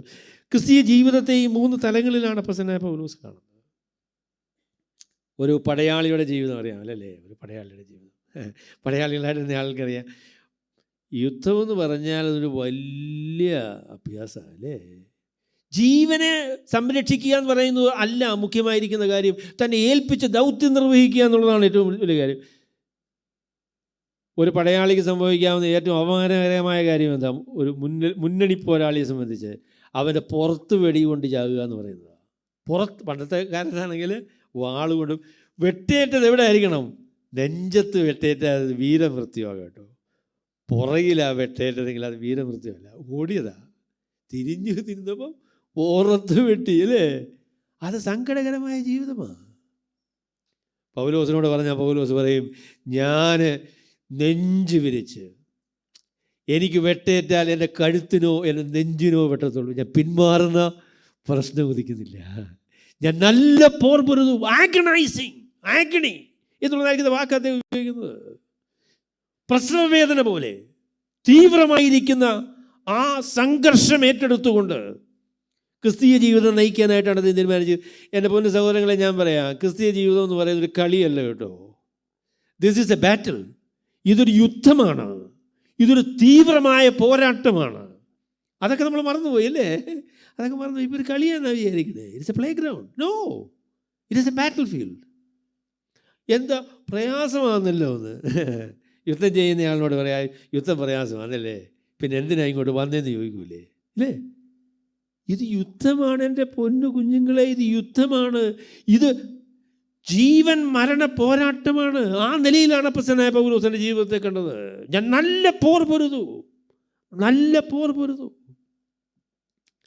എന്നിട്ട് രണ്ടാമത് അദ്ദേഹം പറയുന്ന കാര്യം, ഞാൻ ഓട്ടം തികച്ചു. ഒരു ഓട്ടക്കാരനെ സംബന്ധിച്ച്, ഒരു അത്ലീറ്റ് എന്നെ സംബന്ധിച്ച് ഉള്ള ഏറ്റവും വലിയ കാര്യമെന്ന് പറയുന്നത് ഒന്നാമത് ഓടിയെത്തുക എന്ന് പറയുന്നത്. എന്നാൽ എല്ലാവർക്കും ഒന്നും ഒന്നാമത് ഓടിയെത്താൻ പറ്റുകയില്ല കേട്ടോ. എന്നാൽ ഒരു പ്രത്യേകത നമുക്കതിനെക്കുറിച്ച് പറയാൻ പറ്റും. അതെന്താണെന്ന് ചോദിച്ചാൽ, ഓട്ടം തികച്ചു എന്ന് പറയുന്ന കാര്യം. ചിലപ്പോൾ എനിക്ക് ഈ ഒളിമ്പിക്സും ഒക്കെ കാണുമ്പോൾ എനിക്ക് ചില നാണം തോന്നിയിട്ടുണ്ട്. ഓട്ടമൊക്കെ കഴിഞ്ഞതിന് ശേഷം ചില ആളുകൾ പിന്നെ ഓടുക. പിന്നീട് എനിക്ക് അവരോട് ബഹുമാനം തോന്നി. ഓടി തികയ്ക്കണം എന്ന അവരുടെ തീരുമാനമാണ്. ഓടി തികയ്ക്കണം. ഈ ഓട്ടത്തിൽ നിന്ന് പകുതി വഴിയായിട്ട് പിന്മാറിപ്പോകയില്ല. എന്നെ വിളിച്ച് ഈ ഓട്ടം ഞാൻ തികയ്ക്കും എന്നുള്ളതായിരിക്കുന്ന തീരുമാനമാണ്. ഞാനതിനോട് ചേർത്തൊരു കാര്യം പറയാം. ഈ സ്പോർട്സിലൊക്കെ ജയിക്കുന്ന ആൾക്കാർ, അവരുടെ മനോഭാവം എന്തുവാ? സ്പോർട്സ് ജയിക്കുന്ന ആൾക്കാർ, ജയിച്ചാൽ കൊള്ളാം, തോറ്റാലും പ്രശ്നമില്ല, അങ്ങനെയുള്ളത് ജയിക്കൊന്നുമില്ല കേട്ടോ. കില്ലർ സ്പിരിറ്റ് എന്നാണ് പറയുന്നത്. മരിച്ചാലും തോക്കൂല, അങ്ങനെ കടിച്ചു പിടിച്ച് നിൽക്കുകയാണ്. ആത്മീയ ജീവിതം വിജയിക്കണം എന്നുള്ളതിന് എത്ര നിർബന്ധമുണ്ട്? ജയിച്ചാലും കൊള്ളാം, തോറ്റാലും കൊള്ളാം, അല്ലേ? ജയിക്കില്ല കേട്ടോ. അപ്പോസ്തലനായ പൗലോസ് പറഞ്ഞു, ഞാൻ യുദ്ധം ചെയ്യുന്നതും ഓട്ടം കഴിക്കുന്നതും ഒന്നും മുഷ്ടി യുദ്ധം ചെയ്യുന്നത് പോലെയല്ല, പിന്നെയോ ജയിക്കണമെന്നുള്ള തീരുമാനത്തിൽ തന്നെയാണ് ഓടുന്നത്. നമുക്കൊരു നല്ല ഒരു ഓട്ടം തികയ്ക്കുവാനുള്ള ഒരു നിർബന്ധം നമുക്കില്ലേ? ആ ഒരു ആഗ്രഹം നമുക്കുണ്ടോ? ഓട്ടം തികച്ചു, ഞാൻ ഓടി തികച്ചു എന്ന് പറയുന്ന അനുഭവം നമുക്ക് ഓടി തികയ്ക്കണം. നമ്മളെ പിന്മാറ്റുന്ന, നമ്മളുടെ ശ്രദ്ധയെ തിരിച്ചു കളയുന്ന എല്ലാത്തിൽ നിന്നും വർജനമാചരിച്ച് ഈ ഓട്ടം വിശ്വസ്തയോടുകൂടെ ഓടി തികയ്ക്കണം എന്ന തീരുമാനത്തോടുകൂടെ, അങ്ങനെയാണ് നമ്മൾ ഓടാനായിട്ട് ദൈവം നമ്മളെക്കുറിച്ച് ആഗ്രഹിക്കുന്നത്. ജയിച്ചേ മതിയാകുള്ളൂ കേട്ടോ. ജയിക്കുന്നത് എന്തൊരു രസമല്ലേ? അവസാനം 3 അല്ലേ, 1, 2, 1 സ്ഥാനം, 2 സ്ഥാനം, 3 സ്ഥാനം. വെറുതെ ഞാൻ 1 അതിൻ്റെ ഏറ്റവും പൊക്കത്തിലും കയറി നിൽക്കാൻ പറ്റില്ല. എനിക്ക് നിൽക്കാൻ ആഗ്രഹമാണ്, ശരിയാ. ഓടി ജയിച്ചെങ്കിലേ പറ്റുള്ളൂ. 2 സ്ഥാനം കിട്ടിയെങ്കിൽ താഴെ നിൽക്കും. 3 സ്ഥാനമാണെങ്കിൽ അതിൻ്റെ താഴെയാ. ഓടി ജയിക്കാനുള്ള അവസരം ദൈവം നമുക്ക് തന്നിരിക്കുകയാണ്. ഇതൊരു ഓട്ടമാണ്. ഇതിൻ്റെ അന്ത്യത്തിൽ ഇതിനൊരു വിജയമുണ്ട്. അപ്പം ആ നിലയിലുള്ളൊരു തീവ്രത, അതൊക്കെ നമുക്ക് നഷ്ടപ്പെട്ടു പോയി എന്നുള്ള സങ്കടമാണ്. കർത്താവേ, എനിക്ക് ജയിച്ചേ മതിയാകുള്ളൂ, ദൈവം എന്നെ ഏൽപ്പിച്ചതായിരിക്കുന്നു ഓട്ടം വിശ്വസ്തയോടുകൂടെ തന്നെ തികയ്ക്കണം എന്നൊരു നിർബന്ധം, ജയിച്ചേ മതിയാകുള്ളൂ എന്നൊരു നിർബന്ധം നമുക്ക് ആവശ്യം. അങ്ങനെ ആ അപ്പോസ്തലനായ പൗലോസ് ഓടിയത് കേട്ടോ. ഈ വാണ്ട് ടു വിൻ. അവസാനം പറഞ്ഞു, വിശ്വാസം കാത്തു എന്ന് പറഞ്ഞു. വിശ്വാസം കാത്തു എന്ന് പറയുന്ന കാര്യം കർഷകനോട് ബന്ധപ്പെട്ടാണ് അദ്ദേഹം പറയുന്നത്. എന്ന് പറഞ്ഞാൽ, ഈ ഓട്ടം 100 മീറ്റർ ഓട്ടമായിരുന്നെങ്കിൽ എളുപ്പമായിരുന്നു കേട്ടോ, പെട്ടെന്ന് ഓടി തീർക്കാൻ. ഇതൊരു മാരത്തോൺ ഓട്ടമാണ്. ഇത് ദീർഘമായ ഒരു ഓട്ടമാണ്. ഇടയ്ക്കെല്ലാം ക്ഷീണിച്ചു പോകുവാൻ, കൈവിട്ടു പോകുവാൻ, വേണ്ടാന്ന് വയ്ക്കാനൊക്കെയുള്ള സാധ്യതയുള്ള ദീർഘമായ ഒരു ഓട്ടമാണ്. അല്ലെങ്കിൽ എല്ലാവരും ജയിച്ചു പോയേനെ, അല്ലേ? ഇത് ദീർഘമായ ഓട്ടമാണ്. ഇവിടെയാണ് നമുക്ക് സ്ഥിരത, വിശ്വാസം, ദൈവാശ്രയം ഇത് ആവശ്യമായിരിക്കുന്നത്. ഞാൻ നല്ല പോർ പൊരുതു, ഓട്ടം തികച്ചു, വിശ്വാസം കാത്തു. വിശ്വാസത്തെക്കുറിച്ച് 3 തലങ്ങളിൽ നമുക്ക് പറയാൻ പറ്റും. വിശ്വാസത്തെക്കുറിച്ച് 3 തലങ്ങളിൽ പറയാൻ പറ്റും. 1, ദൈവം എന്നെ ഏൽപ്പിച്ച സത്യവിശ്വാസം എല്ലാം കാത്തുകൊള്ളുവാൻ ദൈവകൃപയാൽ എനിക്ക് കഴിഞ്ഞു എന്ന് പറയുന്ന ആ അനുഭവമാണ്. ഉപദേശത്തിനൊക്കെ ഇന്ന് പ്രാധാന്യമുണ്ടോ? എന്തും വിശ്വസിച്ചാൽ കുഴപ്പമില്ലല്ലോ, അല്ലേ? ഇല്ല. സത്യവിശ്വാസത്തെ പിടിച്ചുകൊണ്ട്, ദൈവത്തിൻ്റെ വചനത്തിലെ സത്യങ്ങൾക്ക് വേണ്ടി നിന്ന് സത്യങ്ങളെ പിടിച്ച് സത്യത്തിൽ ധൈര്യപ്പെട്ട് ആ വിശ്വാസത്തെ തന്നെ മുറുകെ പിടിച്ചു എന്നുള്ളതായിരിക്കുന്നു ഉറപ്പ്. 2ാമത്തെ ഭാഗം എന്ന് പറയുന്നത്, വിശ്വാസം എന്നുള്ളതിൻ്റെ 2ാമത്തെ ഭാഗം എന്ന് പറയുന്നത് ദൈവാശ്രയമാകട്ടോ. ദൈവാശ്രയമാണ്. പ്രിയമുള്ളവരെ, നമുക്ക് എങ്ങനെയാണ് ഈ ലോകത്തിൽ ജീവിക്കാനായിട്ട് സാധിക്കുന്നത്?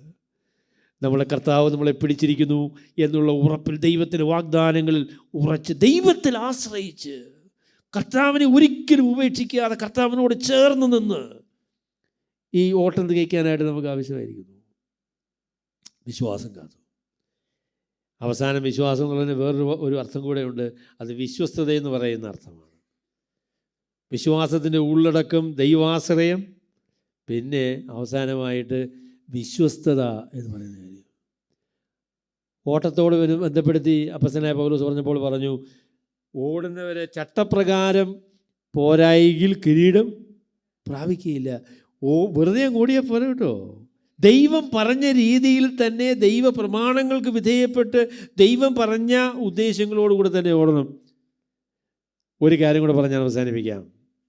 നമ്മളെ വീക്ഷിക്കുന്നതും നമ്മളെ വിലയിരുത്തുന്നതും ലോകത്തിലുള്ള മനുഷ്യരല്ല, ആത്യന്തികമായിട്ട് ദൈവം തന്നെയാണ്. നമ്മളെ വീക്ഷിക്കുന്നതും ആത്യന്തികമായി വിലയിരുത്തുന്നതും ലോകത്തിലുള്ള മനുഷ്യരല്ല, ആത്യന്തികമായി ദൈവം തന്നെയാണ്. അപ്പം അതുകൊണ്ട് ദൈവത്തെ പ്രസാദിപ്പിക്കാനായിട്ട് ദൈവഹിത പ്രകാരമേ ദൈവത്തെ പ്രസാദിപ്പിക്കാൻ പറ്റുള്ളൂ. ദൈവം പറഞ്ഞ രീതിയിൽ മാത്രമേ നമുക്ക് ദൈവത്തെ പ്രസാദിപ്പിക്കാൻ സാധിക്കുള്ളൂ. 2 പ്രസ്താവന ഞാൻ അവസാനിപ്പിക്കുക. അത് എന്താണെന്ന് ചോദിച്ചാൽ, ഒരർത്ഥത്തിൽ പറഞ്ഞാൽ ദൈവത്തെ പ്രസാദിപ്പിക്കാൻ എളുപ്പമായിട്ടോ. ഒരർത്ഥത്തിൽ പറഞ്ഞു. കാരണം എന്താണെന്നറിയോ, ദൈവം ഒരിക്കലും നമ്മളെ തെറ്റിദ്ധരിക്കില്ല. നമ്മൾ നല്ല കാര്യം ചെയ്തതിന് ശേഷം നമ്മളെക്കുറിച്ച് തമ്പുരാൻ പറയല്ലേ, നീ ചെയ്ത് ശരിയാണെന്നോ എനിക്കറിയാൻ വയ്യാന്ന് പറയില്ല കേട്ടോ. നമ്മളുടെ ഉദ്ദേശ്യം എന്താണ് എന്നുള്ളത് പച്ചയായിട്ട് ദൈവത്തിന് അറിയാം. അപ്പം അതുകൊണ്ട് ദൈവത്തെ ഒന്നും പറഞ്ഞ് ബോധ്യപ്പെടുത്തേണ്ട ആവശ്യമില്ല. ദൈവം നമ്മളെ അറിയുന്നത് കൊണ്ട്, ദൈവം നമ്മളെ ഒരിക്കലും തെറ്റിദ്ധരിക്കുകയില്ല എന്നുള്ളത് കൊണ്ട് നമുക്ക് സത്യസന്ധമായിട്ട് ദൈവത്തെ പ്രസാദിപ്പിക്കാൻ പറ്റും. എന്നാൽ വേറൊരു കാര്യം ഞാൻ പറയാം, ദൈവത്തെ പ്രസാദിപ്പിക്കുന്നത് എളുപ്പമല്ല. കാര്യം എന്താണെന്ന് ചോദിച്ചാൽ, ദൈവം നമ്മളെ പൂർണ്ണമായിട്ടും അറിയുന്നു. നമ്മുടെ വേലിയിറക്കുകളൊന്നും തമ്പുരാൻ നടക്കൂല. ദൈവത്തെ പ്രസാദിപ്പിക്കാനായിട്ട് ചെയ്ത കാര്യങ്ങൾക്ക് മാത്രമേ ദൈവം പ്രസാദിക്കുകയുള്ളൂ. കർത്താവ് പറഞ്ഞു, നിങ്ങൾ നിങ്ങളുടെ ദാനങ്ങളെ കൊടുക്കുന്ന ഉടനെ വലങ്കൈ ചെയ്യുന്ന ഇടങ്കൈ അറിയരുത്, അല്ലെങ്കിൽ നിങ്ങൾക്ക് പ്രതിഫലം കിട്ടിപ്പോയി. ദൈവത്തെ പ്രസാദിപ്പിക്കാൻ വേണ്ടി അല്ല ചെയ്തത്, അതുകൊണ്ട് ദൈവത്തിൻ്റെ പക്കൽ പ്രതിഫലവും ഇല്ല.